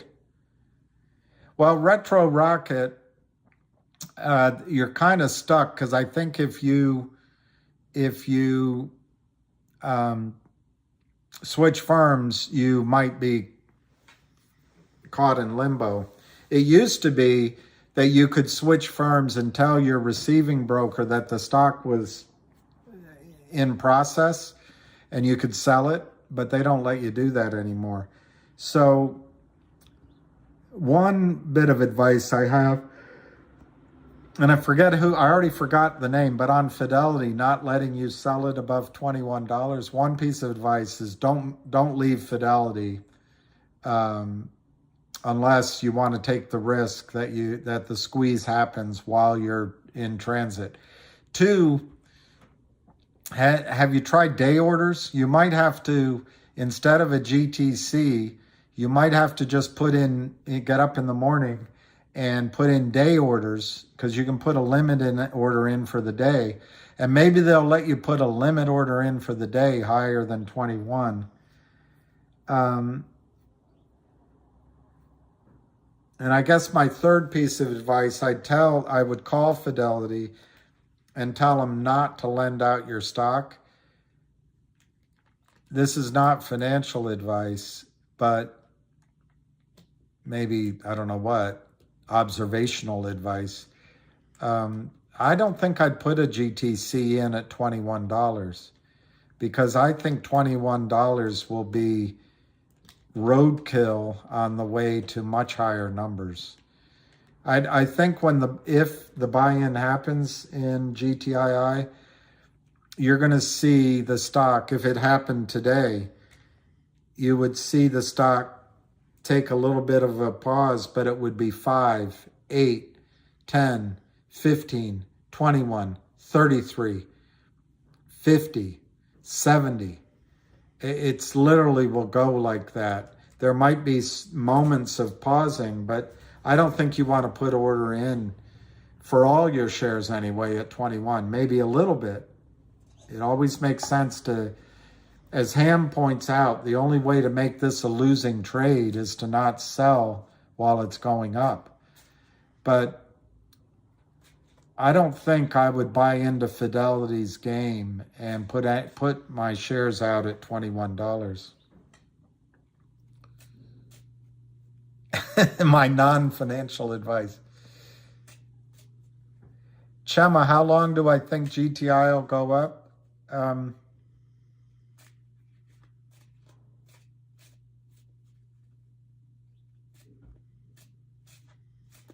Well, I think we've all seen pictures of the Matterhorn or maybe Mount Everest or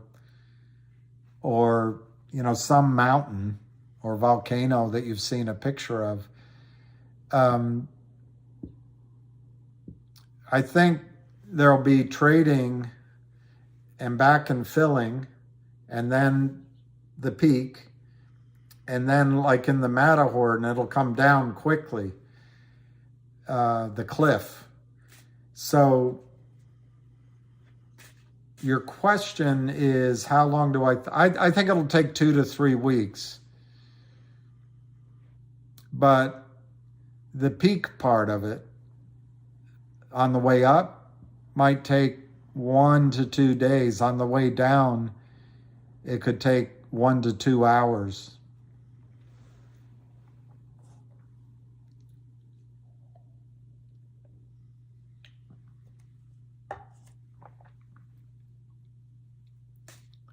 Wow, MT Tank. You guys, this is all good news for the squeeze. MT Tank says Ameritrade only allows 50 times the current ask on OTC stocks. Managed to get 500 in, but now they only allow him to cancel. So this is all really good, Counselor Murray. This is all really good news on a squeeze coming. Look at GTII. It's 103,000 shares today. It is down 18 cents, but compared to 2 days ago or Friday, it's up. It's 359 to 362s.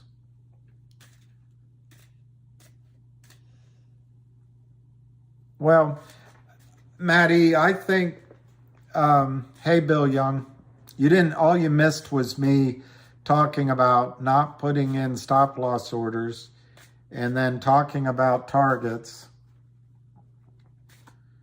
and then comparing the Lynn Partners white collar,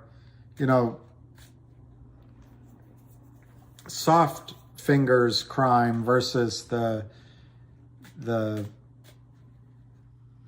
closer to the ground crime over at the Kramers. What's happening, Jeff? What's happening?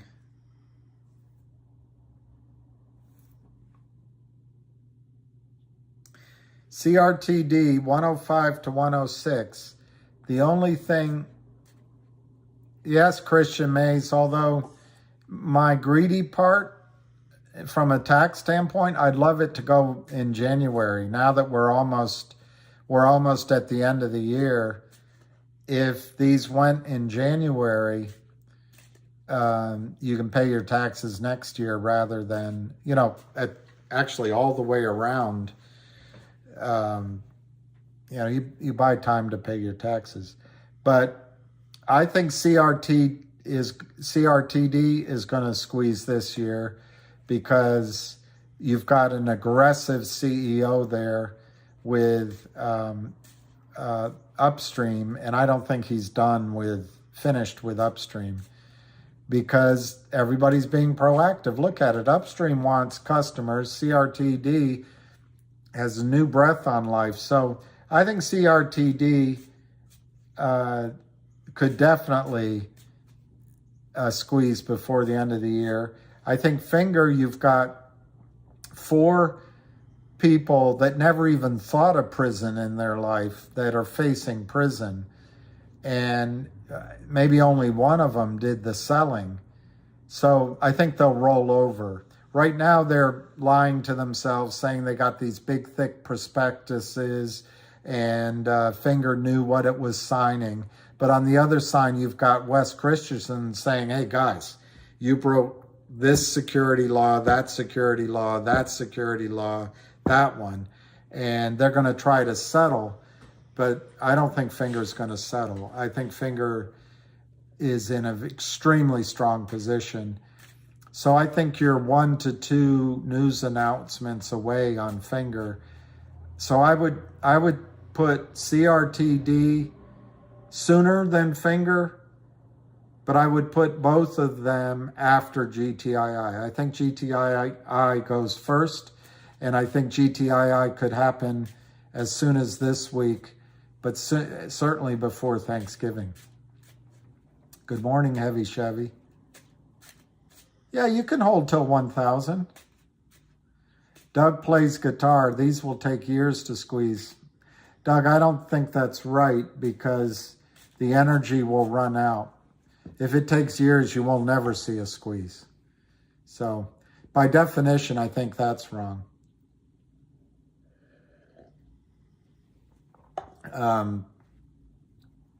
A squeeze by definition is a short-term tension building energy situation. So I think you're wrong about years. Could it take months? Yeah, maybe, but I don't think so.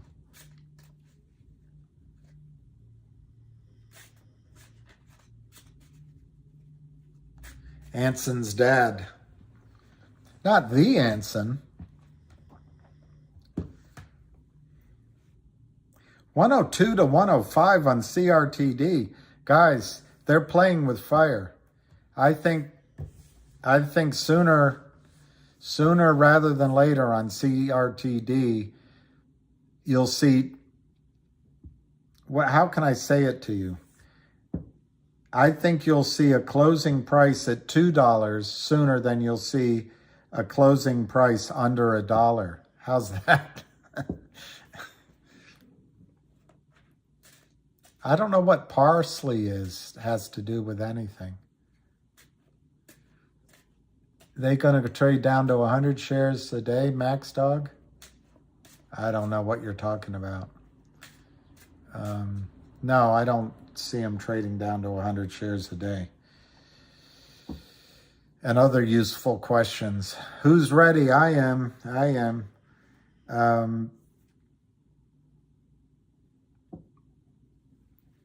Steve Mertz, put limit orders in, sell 5% at 10, 5% at 15, 5% at 20, 5% at 30, 5% at 50, 5% at 500, and then you have 2%. Exactly. I think that's genius. That's called money management. And just again to say, when I give you the numbers, the high numbers, it's my way of saying that I think lower numbers, the price will go through. And you don't know how long you're going to have to sell, let's say, picking a number at 2,500. It might just be as it spikes to higher numbers. That's why you need to have the GTCs in place. MasterCard, Wells Fargo, and Citi just launched a digital dollar experiment.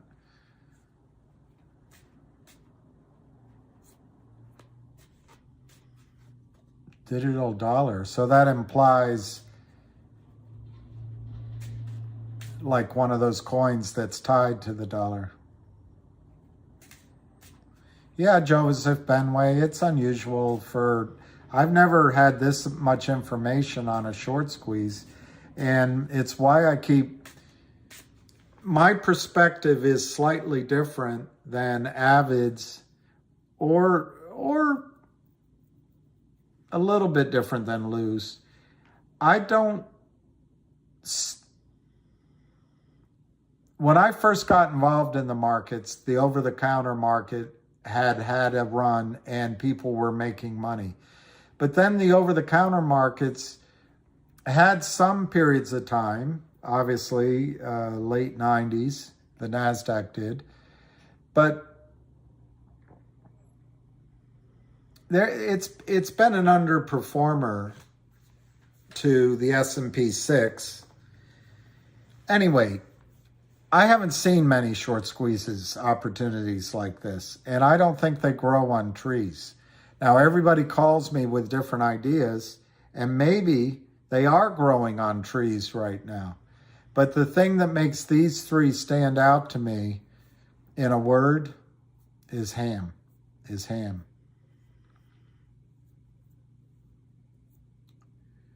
The squeeze already happened with GTII, people. Don't be fooled. Lucky penny number. Well, explain that. I didn't see the volume of 200 million shares being bought.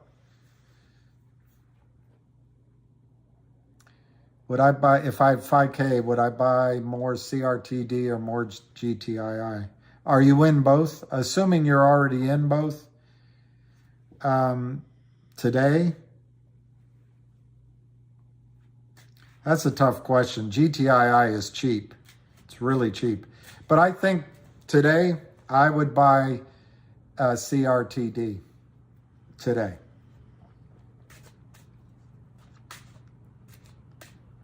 Yeah, money grows on trees, not squeezes. The reason I would say CRTD is you buy more units, and you know, so for 5,000, you can almost buy 5,000 shares. For GTII, you would buy basically, I don't know, 1,500 shares. So at least in the early stages of this, I think both have the potential to make the similar kind of move. So what would you rather have, 5,000 shares or 1,500 shares?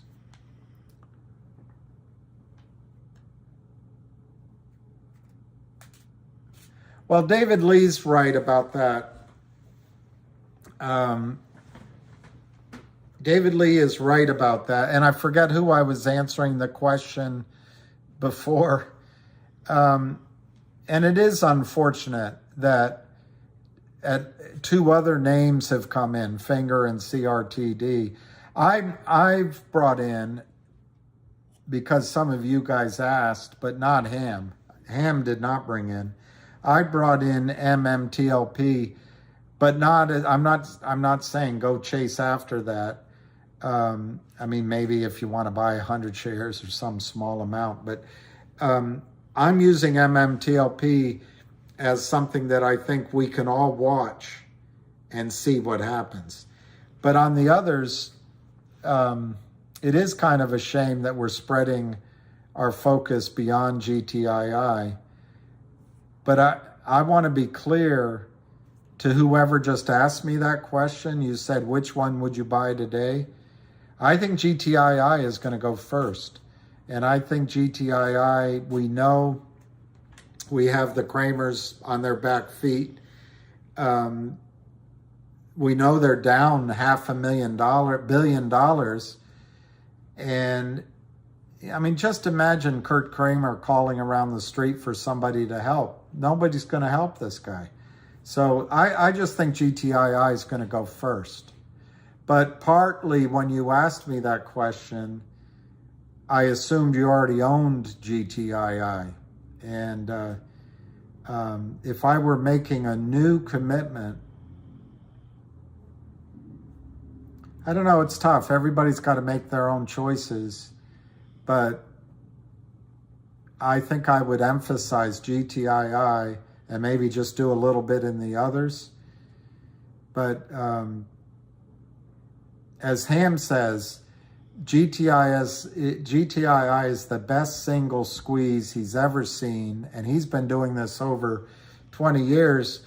And it comes down to one basic reason, which I think David Lee would say, except it's hard to type so much while he's driving. No, just the picture, he always looks like he's driving.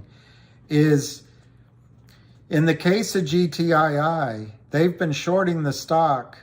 Initially, they probably shorted it from 40 cents down to a penny or two. But ever since then, they've been shorting the stock on the way up. So on average, every single share that Kurt Kramer has sold in GTII is underwater. He's underwater in everything, on average. And I think it's as much as $600 million.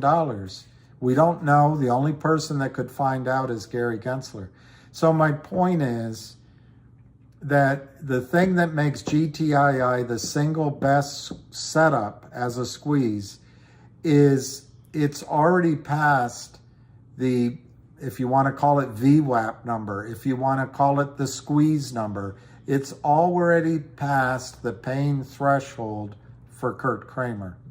In the case of CRTD, they were shorting it from maybe as high as $10 or $20 down. So I'm trying to remember what the number was that I saw that Ham posted. It was either $3.40 or $5 and something. But anyway, the squeeze point is a higher number in the case of CRTD. And with Finger, I actually think they're pretty close or above their squeeze point. It's kind of both. They were selling the whoever was originally shorting Finger sold it down, but then was selling as it went up, and then they sold it back down. So I don't. It's kind of both in the case of Finger, but they have so much to cover.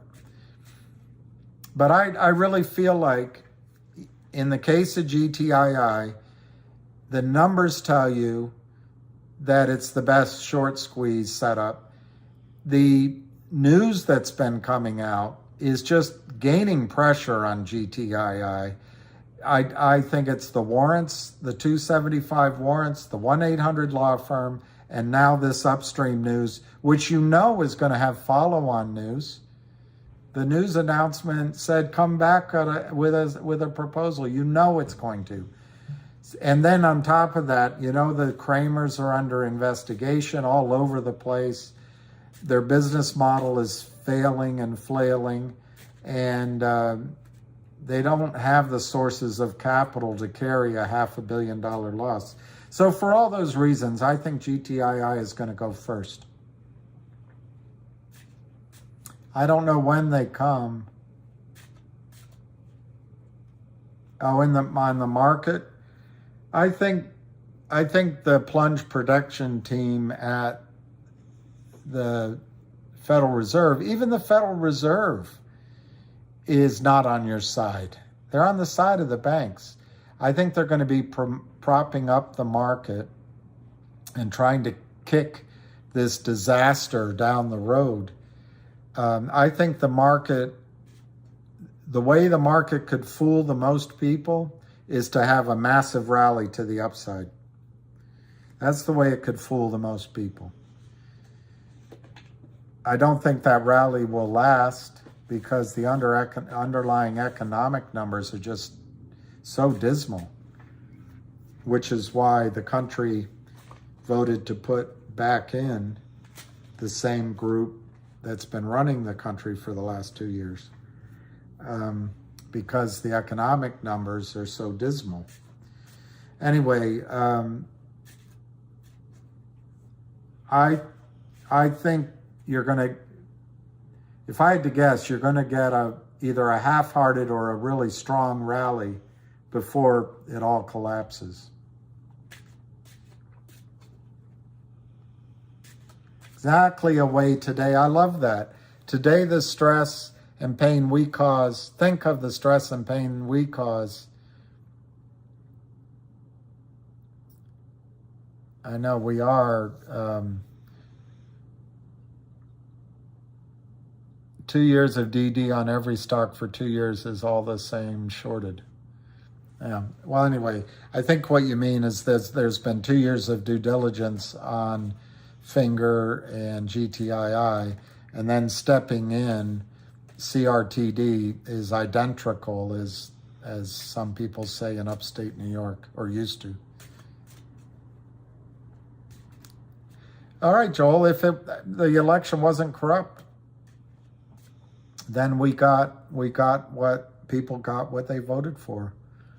I think that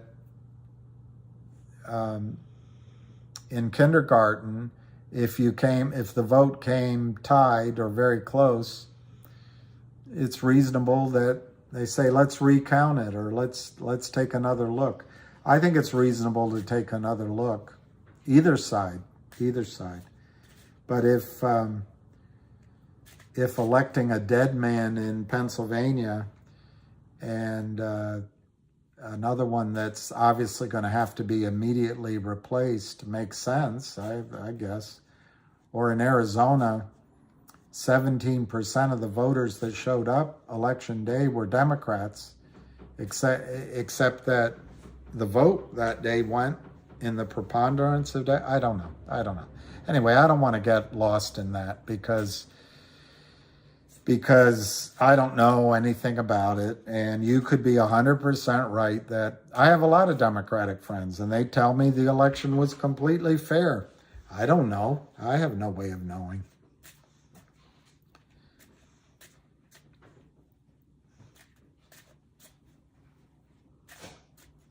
It's all good or all Gary Gensler. All right, so we're 345. So just to show maybe that they have power in a splurge of strength and a massive show of force, Kurt Kramer has been able, with 30,000 shares, to drive GTII down 29 cents in total for the day, 345 to 346. That's flexing his muscles. It's all criminal. In my judgment, but there's no shares for Kurt Kramer to sell. He doesn't own any shares to sell. He doesn't have a contract. He's just making it up. MMTLP is 950. I'm just watching that one as an example. CRTD is down 3 cents. Almost 1 million shares, 105. I think both GTII and CRTD are so cheap. And then let's look at Finger, who I also think is cheap. Wow, 577. How they're...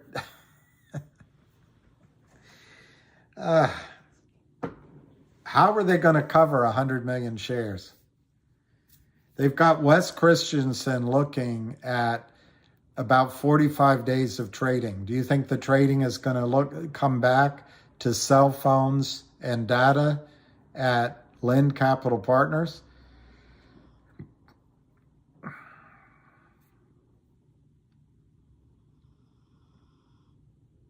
just don't know what they're thinking. No, I know. You're talking about Finger. Went from 9 down. Yeah, I know. I was in it. I owned it. And I paid more than $9. But in my case, ultimately, I did what I said to you. I said, I can take a tax loss and I can buy GTII. And I ultimately did that. Yes, M Echo. DTCC is obligated, but everything in the United States, you can fail to meet your obligations, remember. I think Vinny's correct, and I think David Lee is correct. I think GTII, I can't believe all three are as cheap as they are, but GTII is, I'm sure somebody out there knows the Fibonacci sequence, but it's down 2/3 from its high. It's cheap, and the Kramers keep selling. There's going to come a time when Kurt Kramer can't call a dog catcher to come pick up a poodle. He's going to lose all power. Right now, he's calling market makers that he's done business with. He's got Alpine. I don't know how he's doing it, but he's getting people to play in his sandbox. And it's 162,000 shares. But in the last hour, it's less than 40,000 shares, and we're down 30 cents. Well, that's true. The SEC doesn't do anything.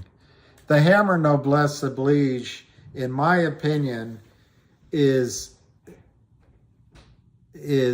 sooner to hit GTII with a weaker short player than the other two. I don't know how powerful Lind Partners is. I have no idea. I don't know who their allies are. I just know what I think from what I've seen, but I don't know. But in the case of GTII, Kurt Kramer has been expending massive amounts of money and energy to keep this stock down for almost 2 years. Almost 2 years. He's running out of juice. And we know that upstream, they made an announcement on the weekend. What was the volume at 9? It wasn't very high. Let me look on that day, but it wasn't very high in the time frame that it ran to 9. But let me see if I can get you an answer for that. Anyway, I think there's more news to come with GTII. I think you've got a short that is underfunded and in trouble that nobody cares about on Wall Street. So it was pretty high volume that day.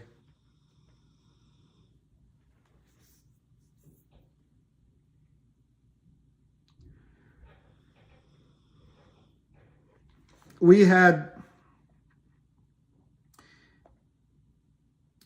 1, 2, 3, 4, 5, 6, 7 days with two red lines interspersed.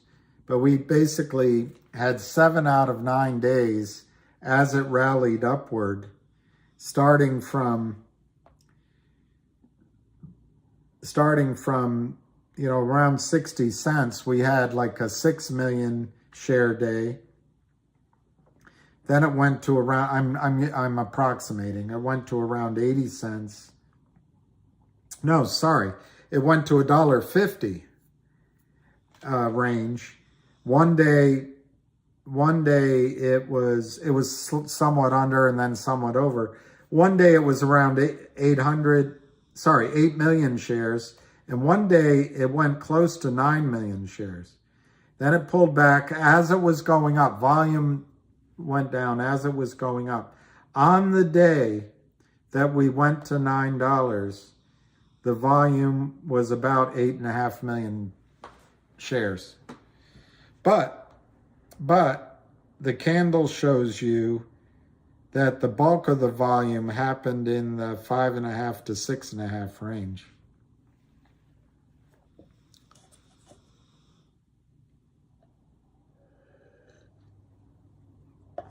I don't know if they're going to have a coin, D-Nice, DDV. I have no knowledge of a coin. Could be.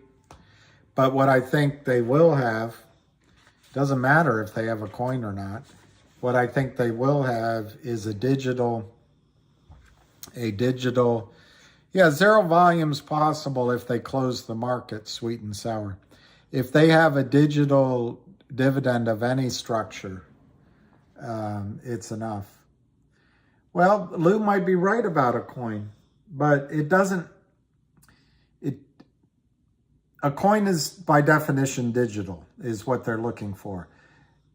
It might come that it's easier to do a digital, give everyone a pair of $800 sunglasses, designer sunglasses per share. It might be cheaper to do that. I don't know the answer though. It doesn't matter to me. As long as it's digital, whatever they do is digital. It's all that matters.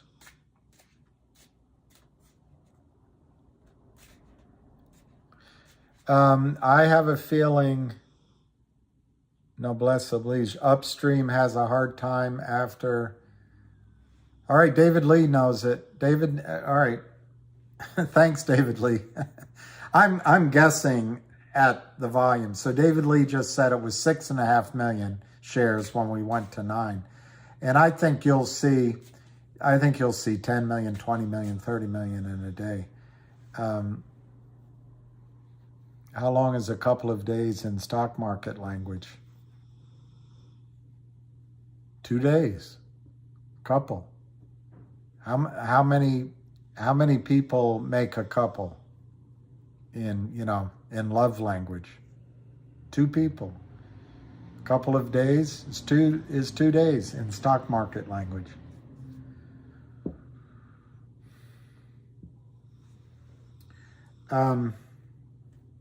Yeah, the volume, it's kind of boring, isn't it? The volume's 171,000.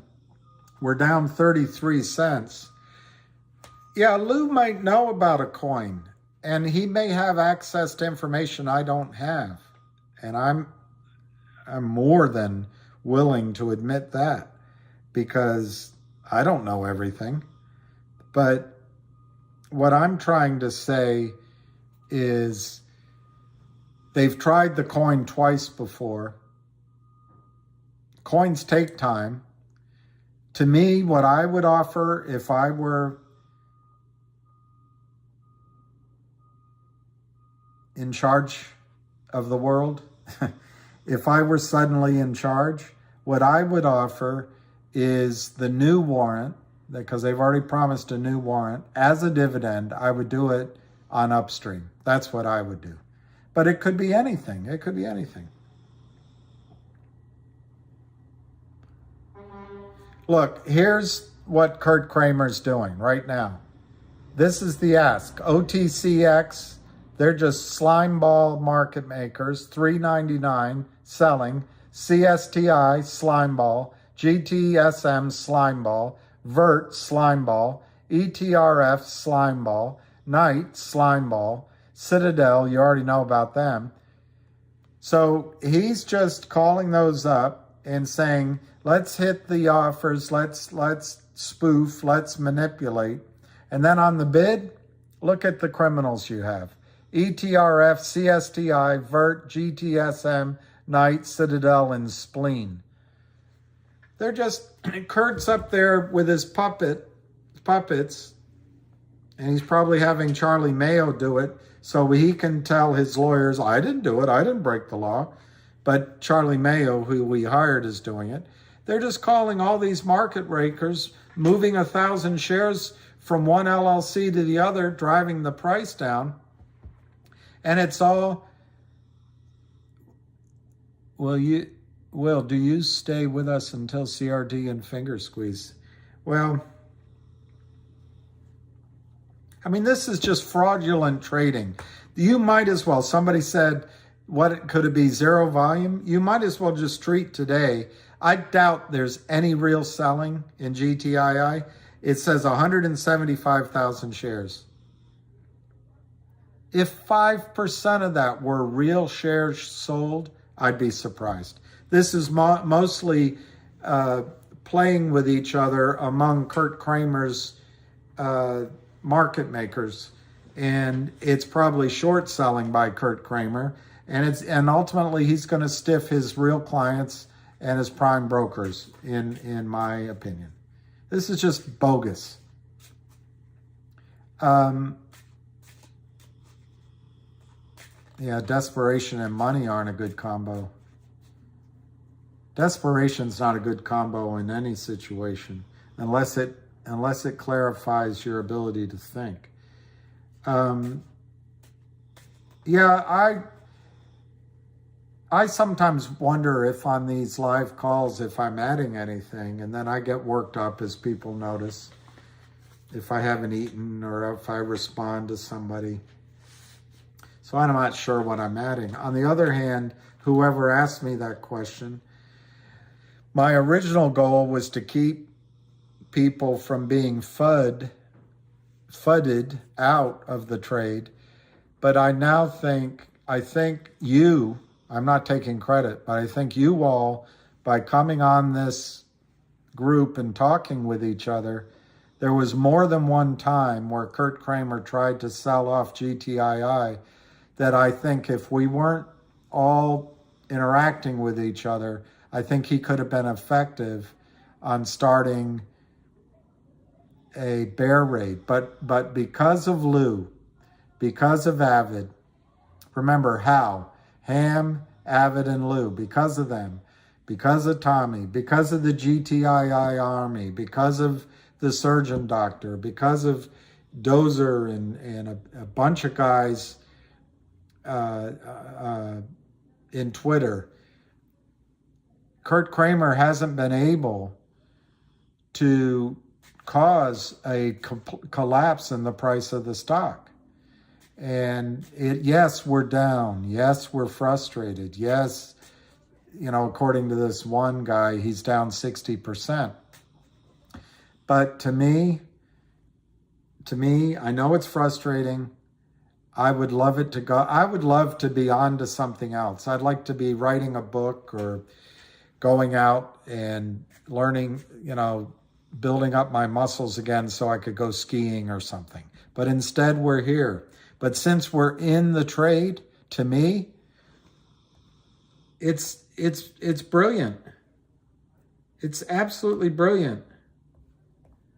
Why does Apple do everything differently? It's absolutely brilliant. Absolutely brilliant. This sideways action for the last 5-6 weeks drive you crazy. Absolutely drive you crazy.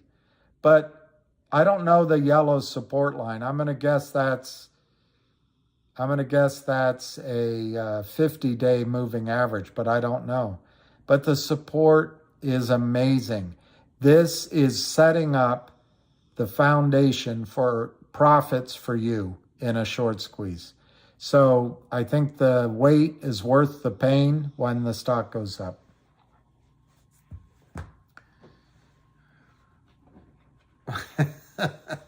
Oh, whale. If you could add an E to that, Trace, we're whales. So who would the E be? E would be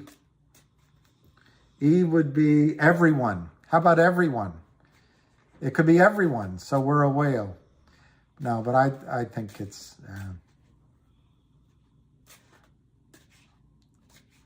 it's a U2 song. I went to see U2 in concert. The only concert I ever saw that was longer than that was going to a concert where I saw 2 songs for Bon Jovi. Oh my God. I got there late, left early for a Bon Jovi concert. That was the longest concert I've ever been to. 2 songs I saw. But the second longest concert I ever saw was U2. Ugh. Bono. Ugh. I think it broke out yesterday. It's not much follow through today. Who said that? Deef. It's not much follow through today, but I think that's normal. Because yesterday it didn't break out on a lot of volume. And today it's pulling back on very little. It's just testing. That's all it's doing, is testing. if you believe charts. And I think it's setting up for a huge run. We're not even at 200,000 shares. So this puny plan that the criminals have up at Power Up Lending, they are what, on about 60,000 shares, they've gotten it to go down another 8 cents, 10 cents, to being down 30 cents on the day.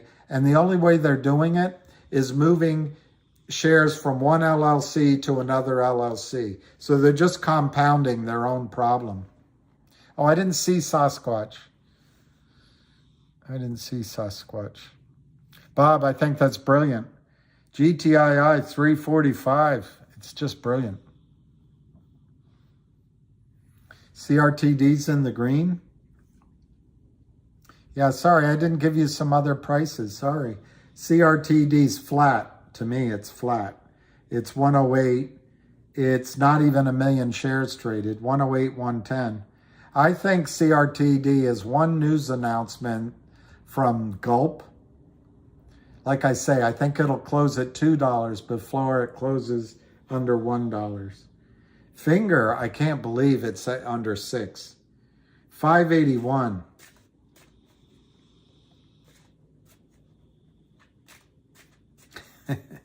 It would have been smart to wait to buy calls until now if you knew. So just to review with Finger, one number.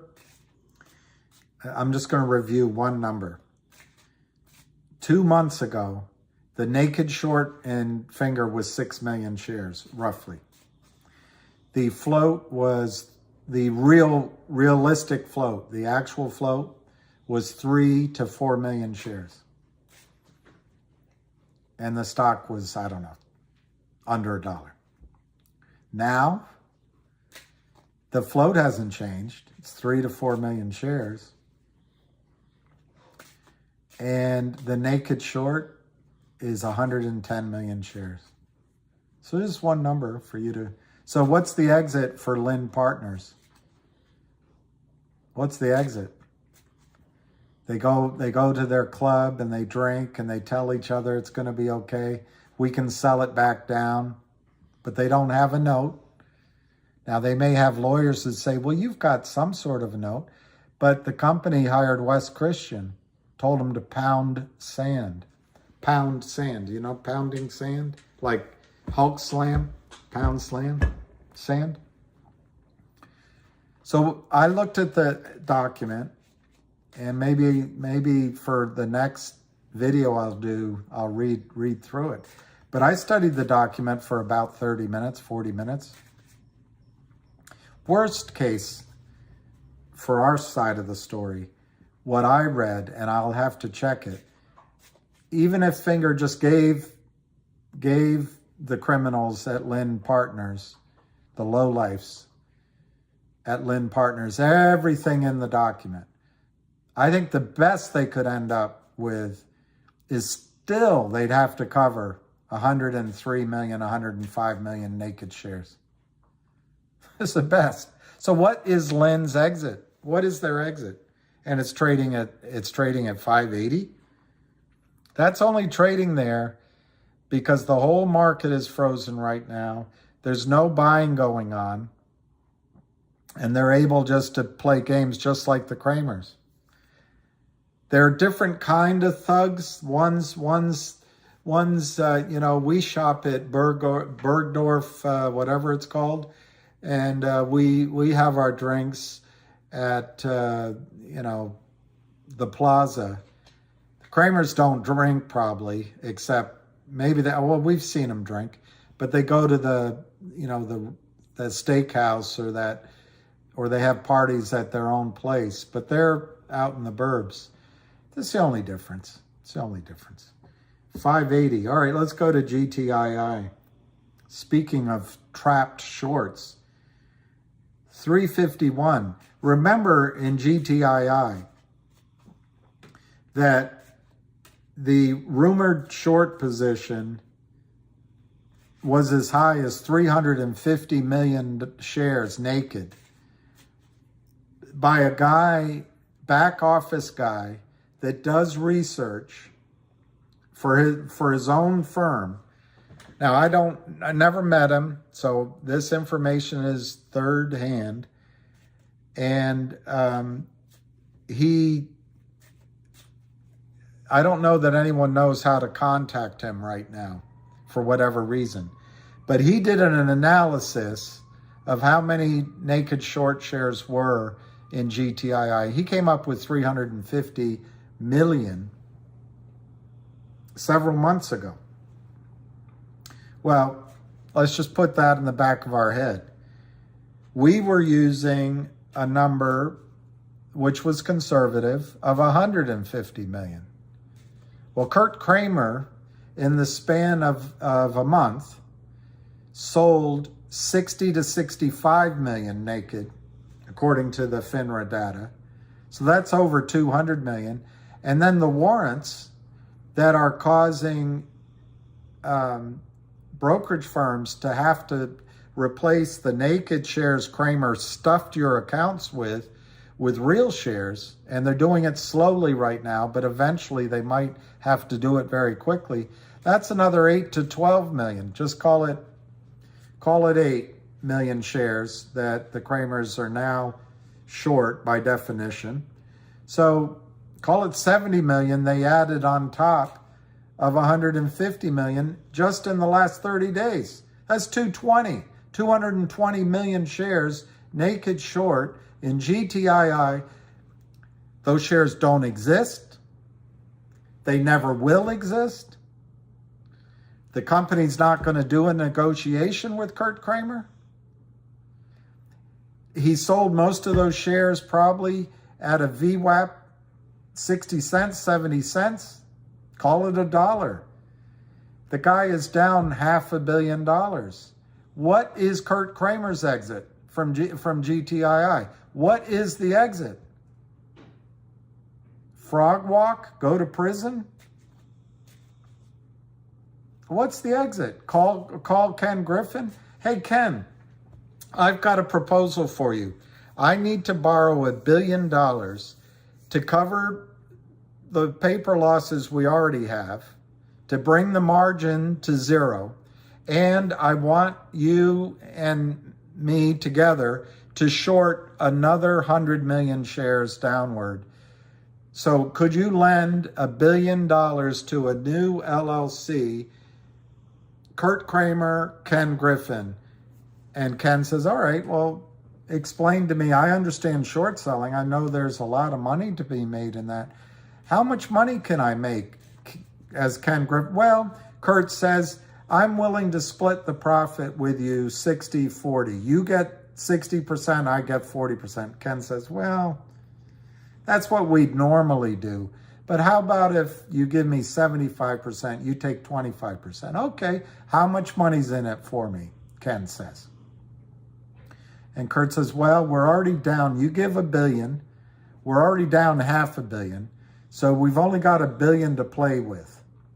And I think I can get Alpine Brokerage, which is on its last legs. I think I can get them to remove any margin calls as long as we put up the first $500 million.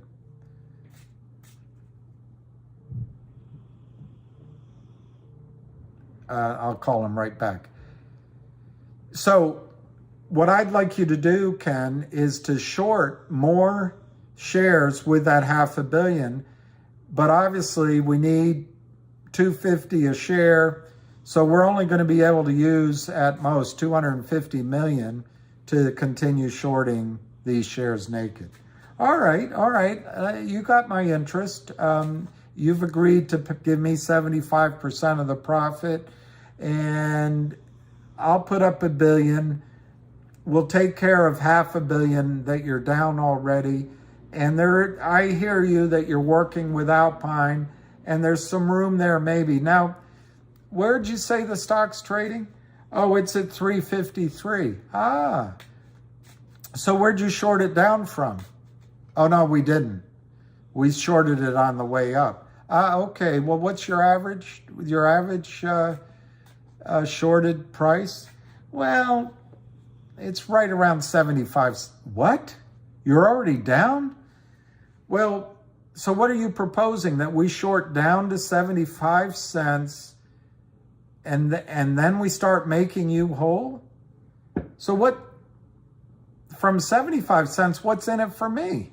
You're saying that if I give you $1 billion, we can make the profit from 75 cents to 5 cents a share? Well, no, I didn't say that, Ken. Actually, I've held this position for 2 years, 2.5 years, and I've had to pay the prime broker $150,000 to $250,000 per month recently, but in the past it was $100,000 a month. I've had to pay the market makers 5 to 15 cents a share in a lot of trading, and I've had to pay commissions, and on top of that I have legal fees, and I've had overhead in Great Clam, New York, behind the gas station, and I've got a crack team. I've got a research team. Man, they're better than anything you have at Citadel, run by Charlie Mayo. Maybe you've heard of him. Any news that comes out, he gives a recommendation to sell. And you should see my salesmen, the boiler shop. These guys, they could sell tin to the Tin Man. These guys are great. So it's cost a lot of money to keep this operation going. So actually, in order to make a profit on this trade, Ken, we'd have to sell the stock below zero. We'd have to get the stock around negative 50 cents, negative 75 cents. Ken's like, well, how does that work? Well, we have some other stocks in our portfolio. We have other stocks that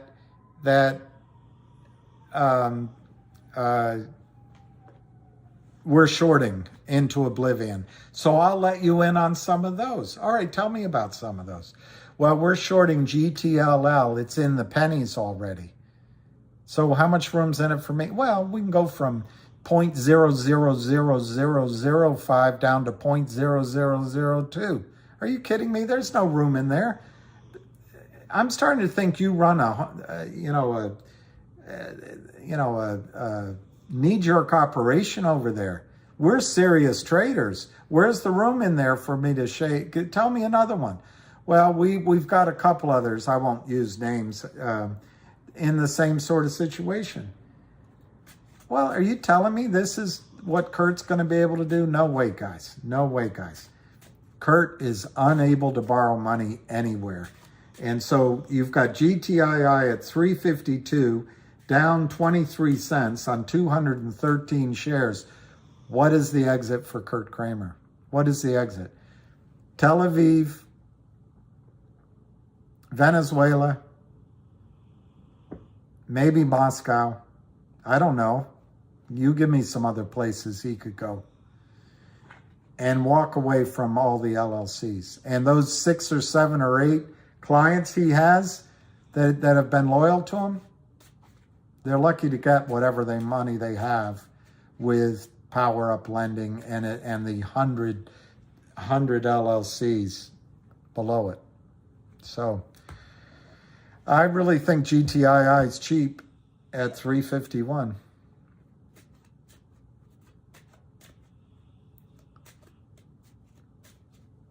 Would love for you, Lou and Ham, to do a live together one day. What a scream. Well, if we did a live together, I think Ham would do all the starting to begin with, and then Lou would do like this, and then Lou would do the talking, and then it would go back to Ham, and they'd ask me what I think, and I'd say, yup, and that'd be it.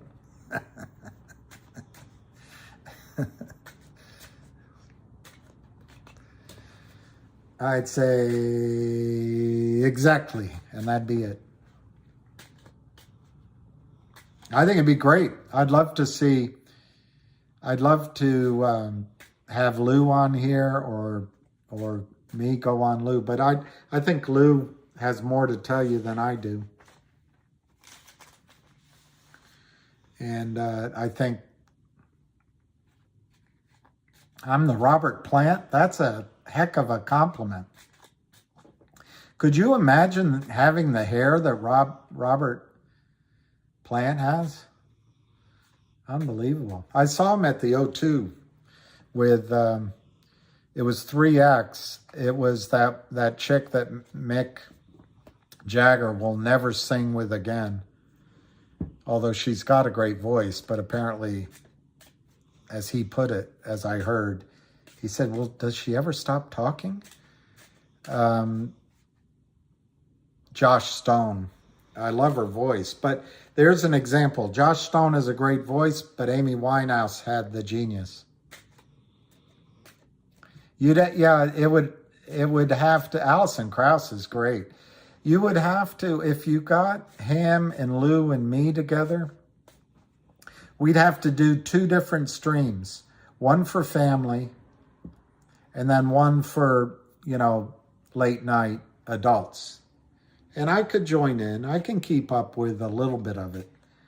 But my vernacular isn't in the MFs or the GD zone.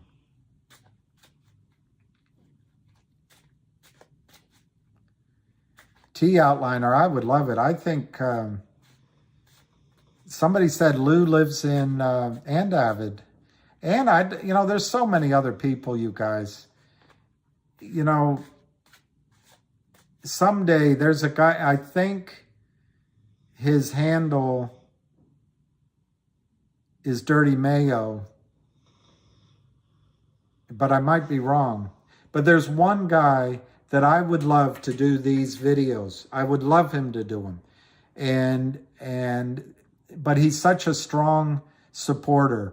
But there's a dozen guys that have been here since the beginning, and they do more work, harder, and research and the Twitters, and they support him and me, that it's not just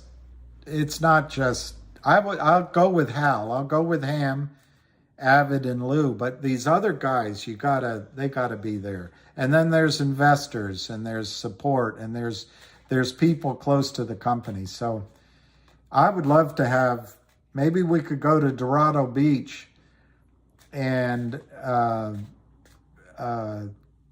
rent out the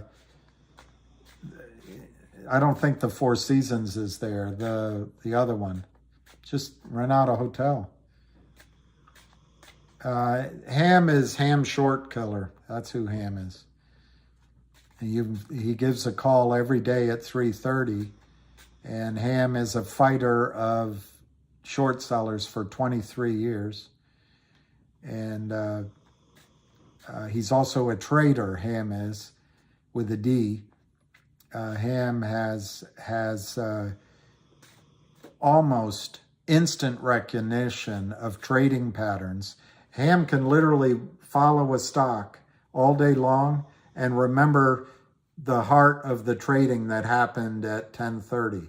Or he can watch the trading and tell you how you should trade out of your options that day.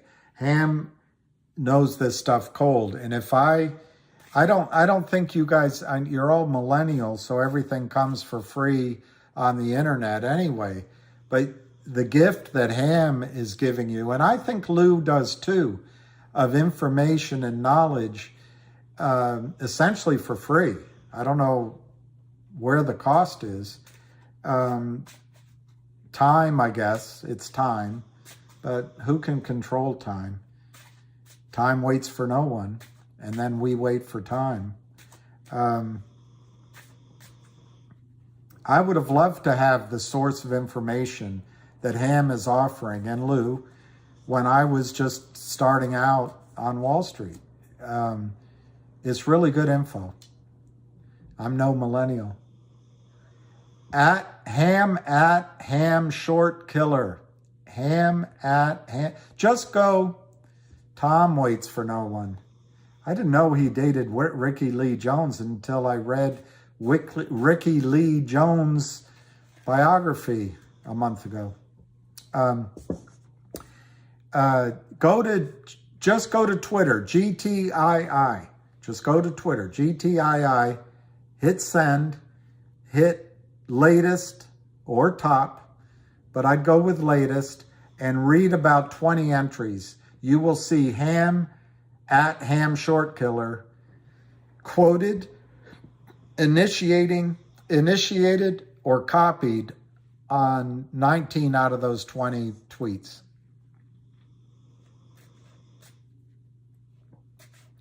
Lou has a video out. All right, let's do it. GTII on 222,000 shares. So you guys have had to listen to me, and will he ever shut up? The fact is, who can I talk with? There's just, they've sold less than 20,000 shares and the stock's going up. So what a puny plan. What a puny plan. Kneel before Zod. All right, let's get Finger quickly.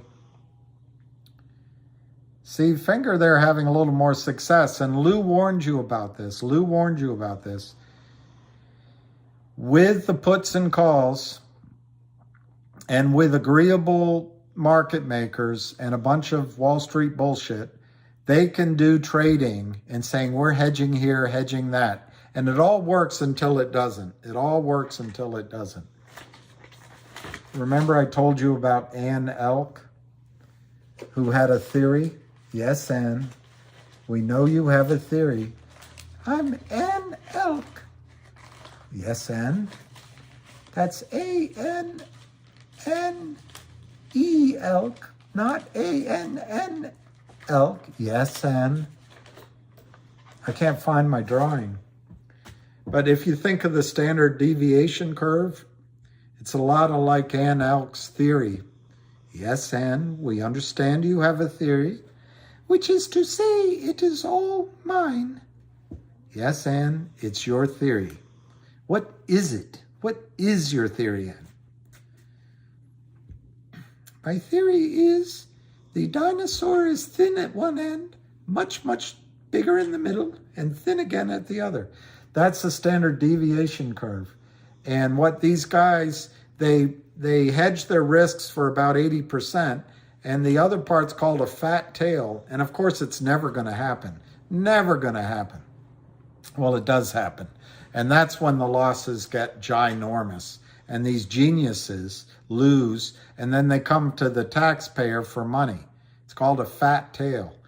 Anyway, Finger is 578.5, down 20 cents.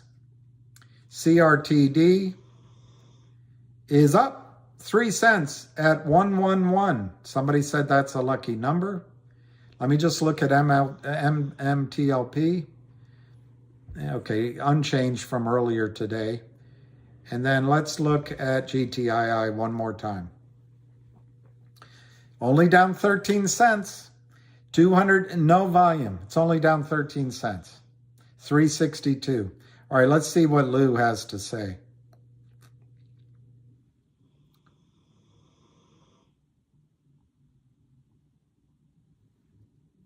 So George Donahue says, 8 quadrillion counterfeit AMC shares.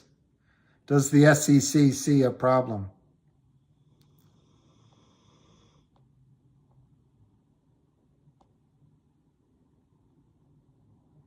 MSNBC says, a really stinging loss for Trump world on Kari Lake.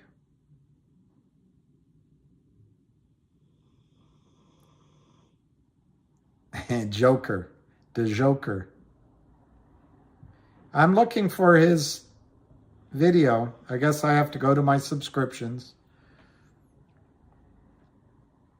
I'm looking for Lou's video. Looking, relax everyone. Looking, still looking, still looking, still looking. There it is. All right, let's see if there is one. 4 minutes ago. All right, I assume you want to see it. motherfuckers. Listen, I want to just put something out there, and I guess we'll start this conversation.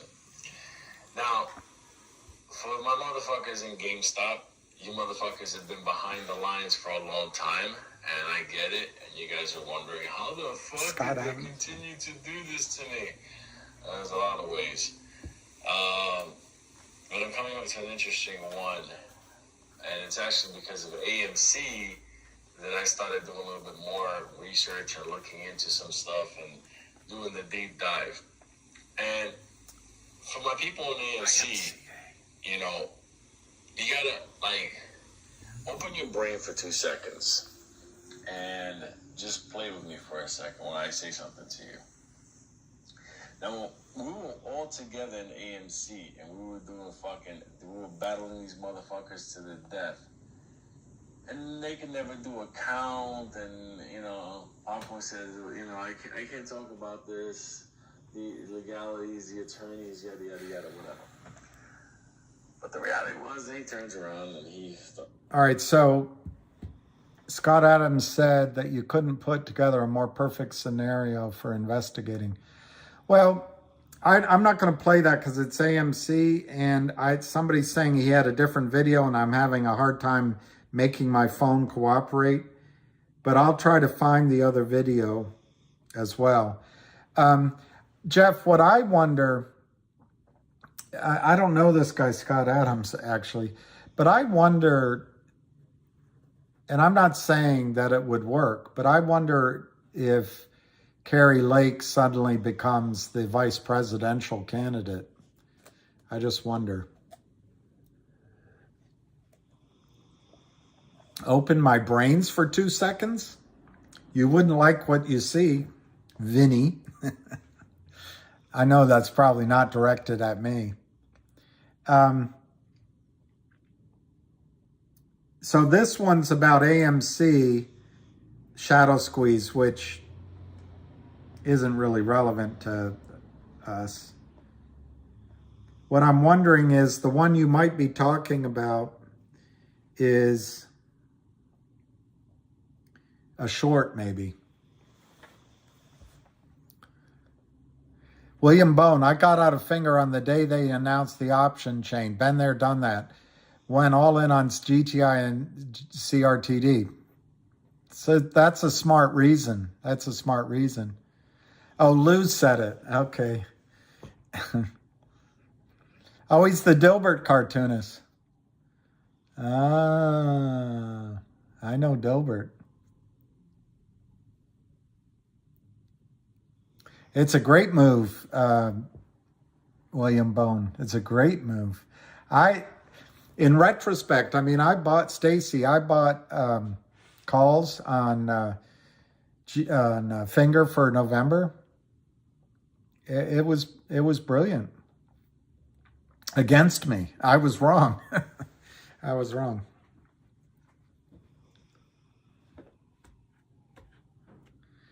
You have the most effective election questioner losing an election to the person who was in charge of the election. It's weird. I mean, that's weird, but, you know. What did Al from Boston did a good job of what Lou just described. Yeah, I've listened to Al from Boston. I listened the night of that FTX to those guys. That was pretty interesting. Let me see if there's any video. I had no idea AMC issued a token. Yeah, options are rigged. Options, those kind of convertible notes and warrants, they give lawyers like this Richard Nadich at Power Up Lending the ability to write a letter saying, well, we're reasonably certain that we can locate, and boom, boom, boom, and then the market makers take that and go to town. Is GTII dead? I don't know, G Immortal. I guess if you say so, it must be. Is A1 from Boston legit? I don't know, I think so. He did Judgment Day Part 1.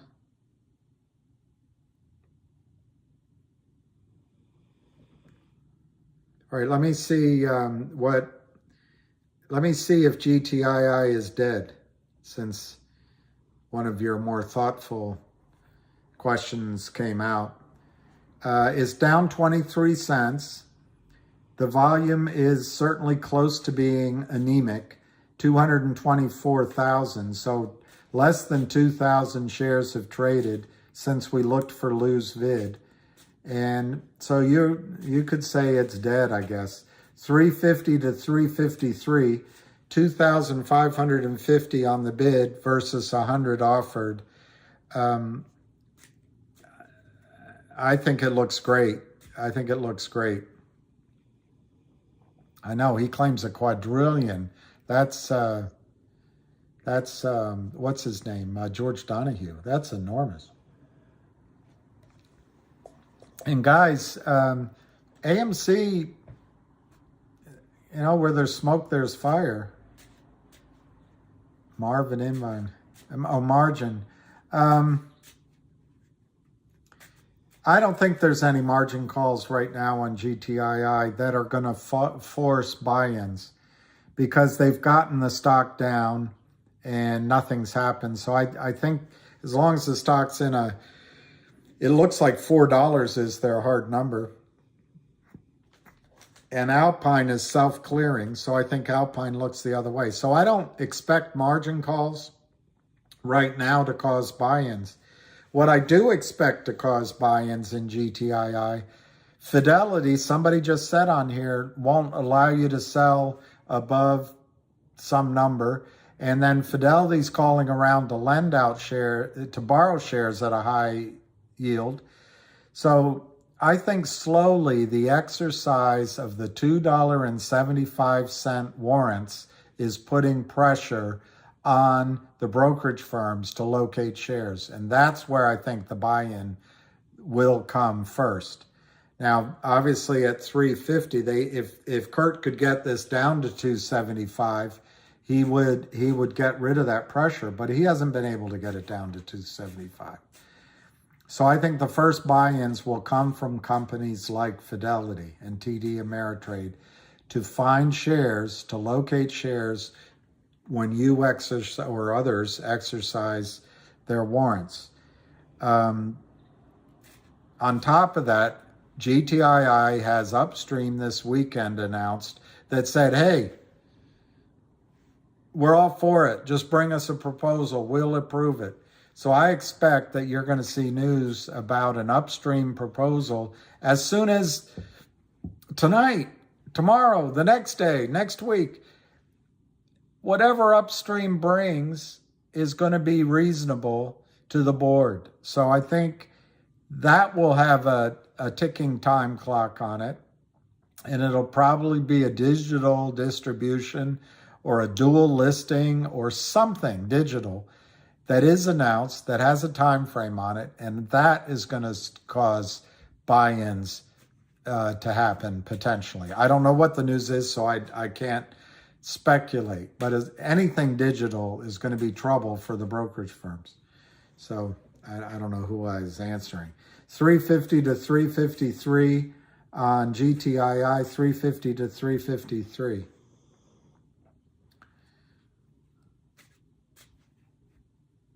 Yeah, the FTX cat zone is ginormous. MMTLP might be the first chance you guys can see what a buy-in does. It's up $1.29 on the day. CRTD is, wow, it's up 5 cents. So it's $1 and 1.135. It's up 5 cents. Finger is only 5 times the current price. So, yeah, lucky Vader. That's an example of where they're feeling stresses on locating shares. Finger's really a time bomb. These 4 criminals who don't want to think of themselves as criminals, they only have three ways out. One is to make a deal with Finger, so Finger issues 100 million shares to them. It's not going to happen. Two is to flee the country. Three is to work with the authorities and buy in. I think it's going to be the third. 575 to 579. GTII 350. It's 225,000. Which video on Lou? Let me see. I don't want to play the AMC one because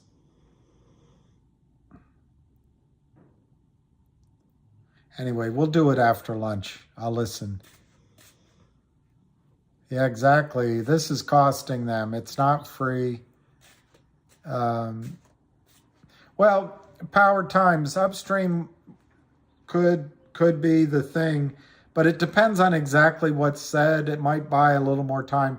But if there's an upstream that has a specific date, as you get closer to that record date, that's the pressure. But in the meantime, I suppose, just to play the other side of the coin a little bit, as we get into tax loss selling season, you could see a scenario where GTII gets down to the 275 strike price of the warrants and sits there till the end of the year, maybe. I just don't see it happening. I think there's big buyers in GTII. There's huge news coming with 1-800 law firm.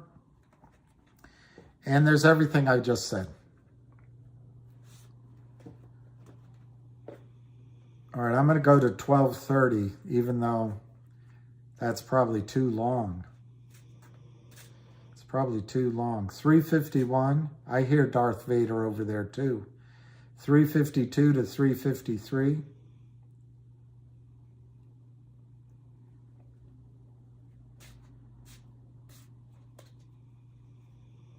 You're not going to get a warning from the SEC is not going to help you. It's not going to help you. CRTD is up 7 at 115. What's going to help you is when the brokerage firms act in their own self-interest and have to locate shares for the warrants that are being exercised right now. 1. 2, if the stock goes above a number, 4, 5, 8, 10, some number that creates margin calls. That's 2. All right, let's see the short about Lou and upstream. And then 3, 1-800 law firm could do it. And 4, upstream could do it. So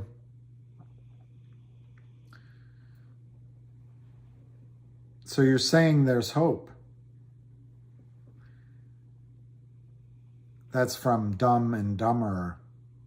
He asks her on a date. I wouldn't go out with you in there's a 1.11 million chance I'd go out with you. So you're saying there's hope. So the answer isn't no. All right, let me see the short. I gotta find the short. Short.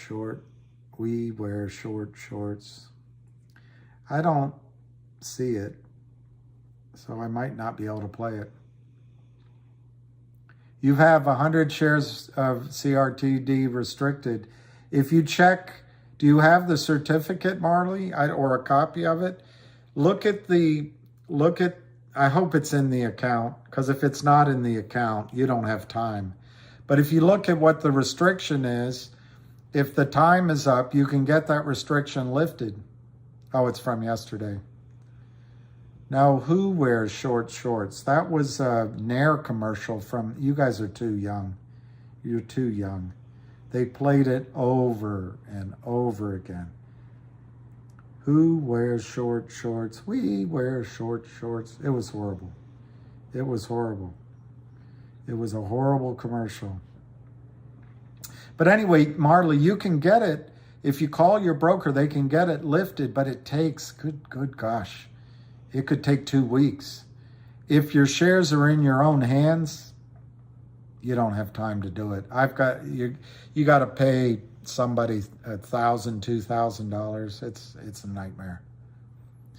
CRTD, according to one source of information, has 320 million shares naked shorted. 320 million versus outstanding shares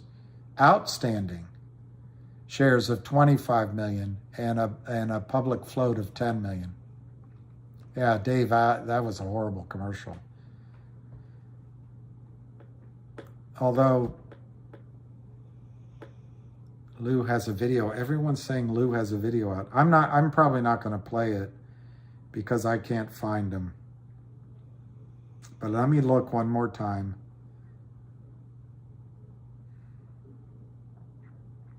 I think I'll save videos for Lou until when we come back after lunch. Yeah, that was a 70s commercial. That's what it was. Don't you dare wear short shorts, ne'er for... Isn't it fun down memory lane? The worst. Absolutely the worst. I think, like I say, I think CRTD closes above 2 before it closes below 1. So you're saying there's a chance.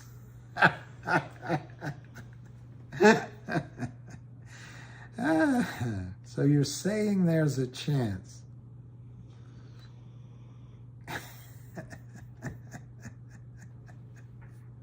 That's how it goes.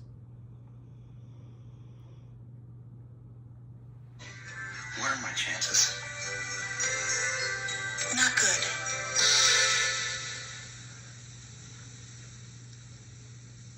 You mean not good like 1 out of 100? I'd say more like 1 out of 1 million.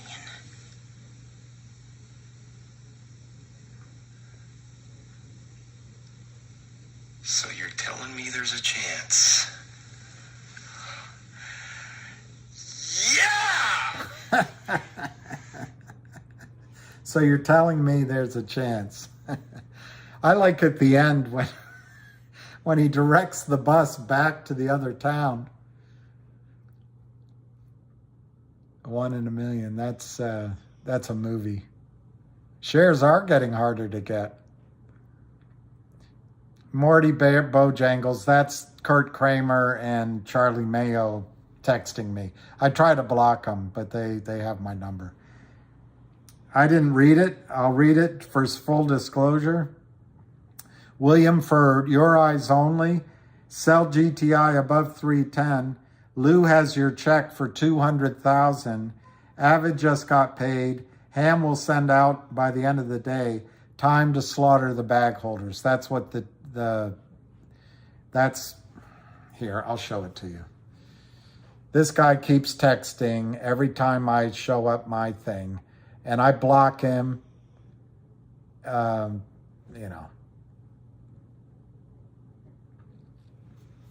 would never, number one, I would never do it. Number two, I've never got, it's all bullshit. It's all bullshit. Morty Bojangles. They're so desperate. They're so desperate that this is all they're left with, Morty. That's all they're left with. They can't get the stock to go down unless they just cost them money. Today, for example, Kurt Kramer, the genius. Wow, look at CRTD, 115. The no one F's with us, Kurt Kramer, and he taught his son to say it. Today, with all of his power and all of his Wall Street experience, and he lives in a $5 million house, takes everybody out on your money. He's been able to sell, in the last hour, he's been able to sell about 3,000 to 5,000 shares and get the stock to actually go up a little bit. It's at 357. Today, out of 227,000 shares, they've probably swapped, spoofed, crossed, I would guess about 30 or 40% of that. They've probably naked shorted 60%. And maybe there's a real transaction of 2 or 3, 5,000 shares. It costs them money. It costs them money. They're out of what's the memory lane? They have no life. They don't have a life. They don't have a life left. That's not them, William, I promise you. That's not they. But what do you mean, I promise you? They're not the ones selling? I think, Rob, you're right. I think GTII, when GTII starts moving, it's not going to be at 10 cents a time. And at some point, I bought 11,000 shares. Wow, that's pretty good, 11,000. They're the new faces of crime, but they've been doing it for 2 decades. Somebody put, there's one really smart guy on Twitter. He quoted that song. He said, MTV killed radio, or video created radio stars, something like that. And then he said, the Twitter has killed short selling. And that's about right. That's about right. They can't hide this anymore. Do you think you can unlearn what you've learned? I don't think so. I don't think the media is going to cover it till there's a train wreck, but the train wreck's coming. Yeah, video killed the radio star. That's it. That's pretty smart point. Pretty smart point. I'll give you his name. I can almost think of it. I was hoping my memory would give me, ooh, that smell. Don't you smell that smell? The smell of how long will this GTII token count take before we start seeing any covering? I'm not going to answer that question. That was the first video?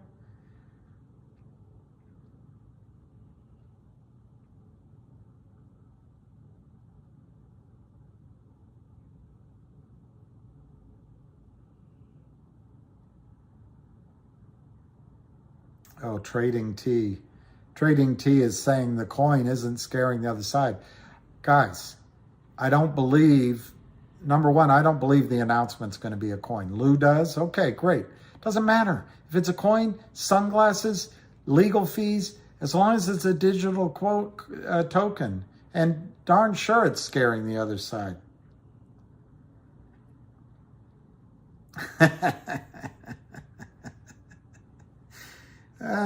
You guys. I am trying to find this gentleman's name that is so smart that did that radio thing. He must be a journalist because he can encapsulate in a tweet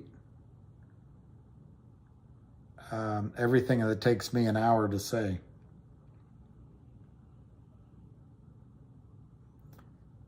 I'm not seeing him. Anyway, I'll give him credit when I find it. I'll give him credit. You just have to wait.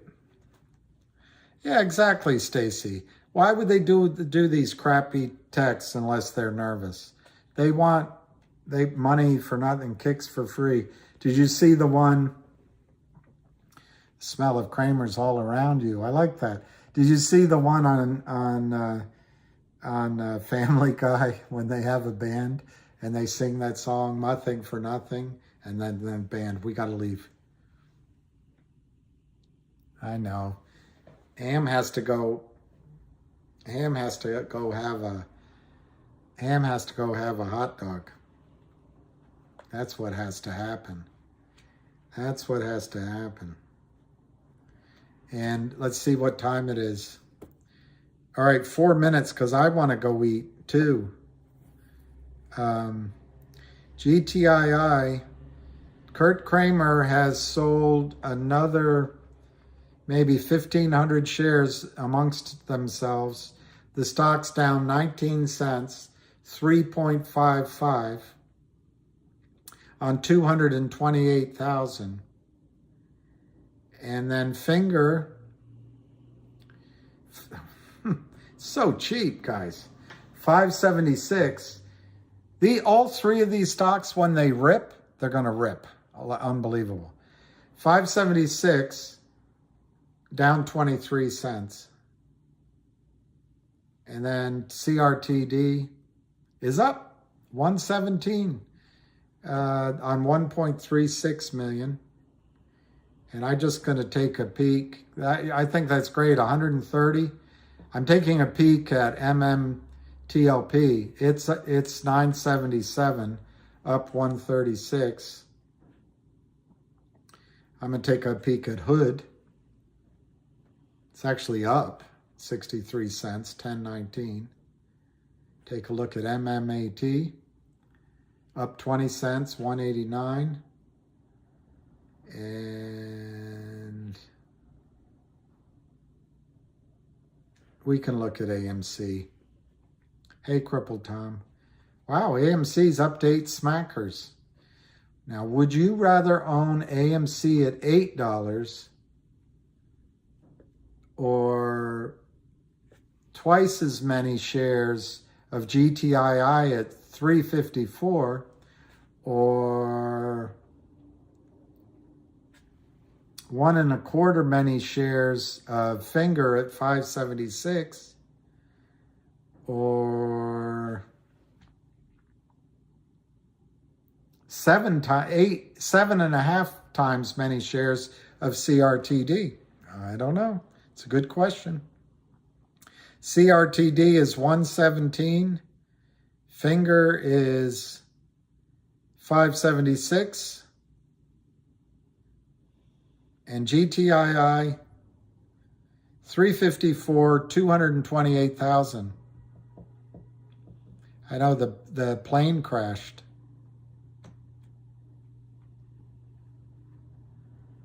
They were great. I remember Ronnie Van Zant.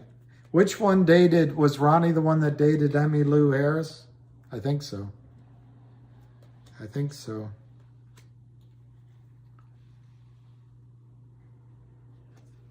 All right, so one more minute. I'm going to go to lunch afterwards. Yeah, Sammy Khan. I don't know if AMC for over 2 years. Yeah, I never owned it. And it could go up. Don't get me wrong, but I think GTII is on the verge. I didn't see Elon's tweets. I'll read them at lunchtime. Jimmy Van Zant.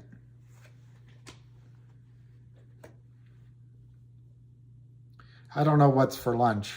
I'll either have something here or go out, and I'll probably have it here since it's so late.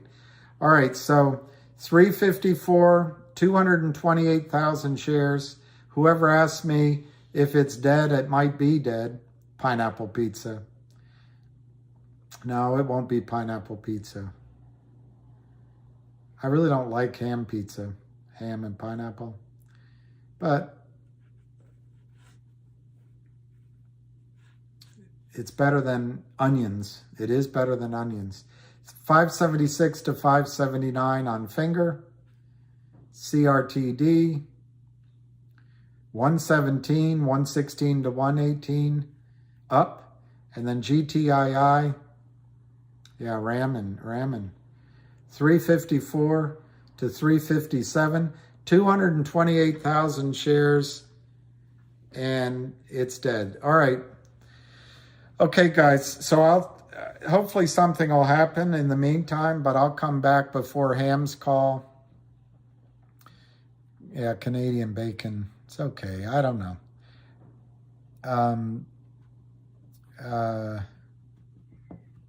So I'll try to come back 2:30, something like that. 2:30 maybe. All right. So we'll catch you on the flip side. See you later, Alicia. Miss you.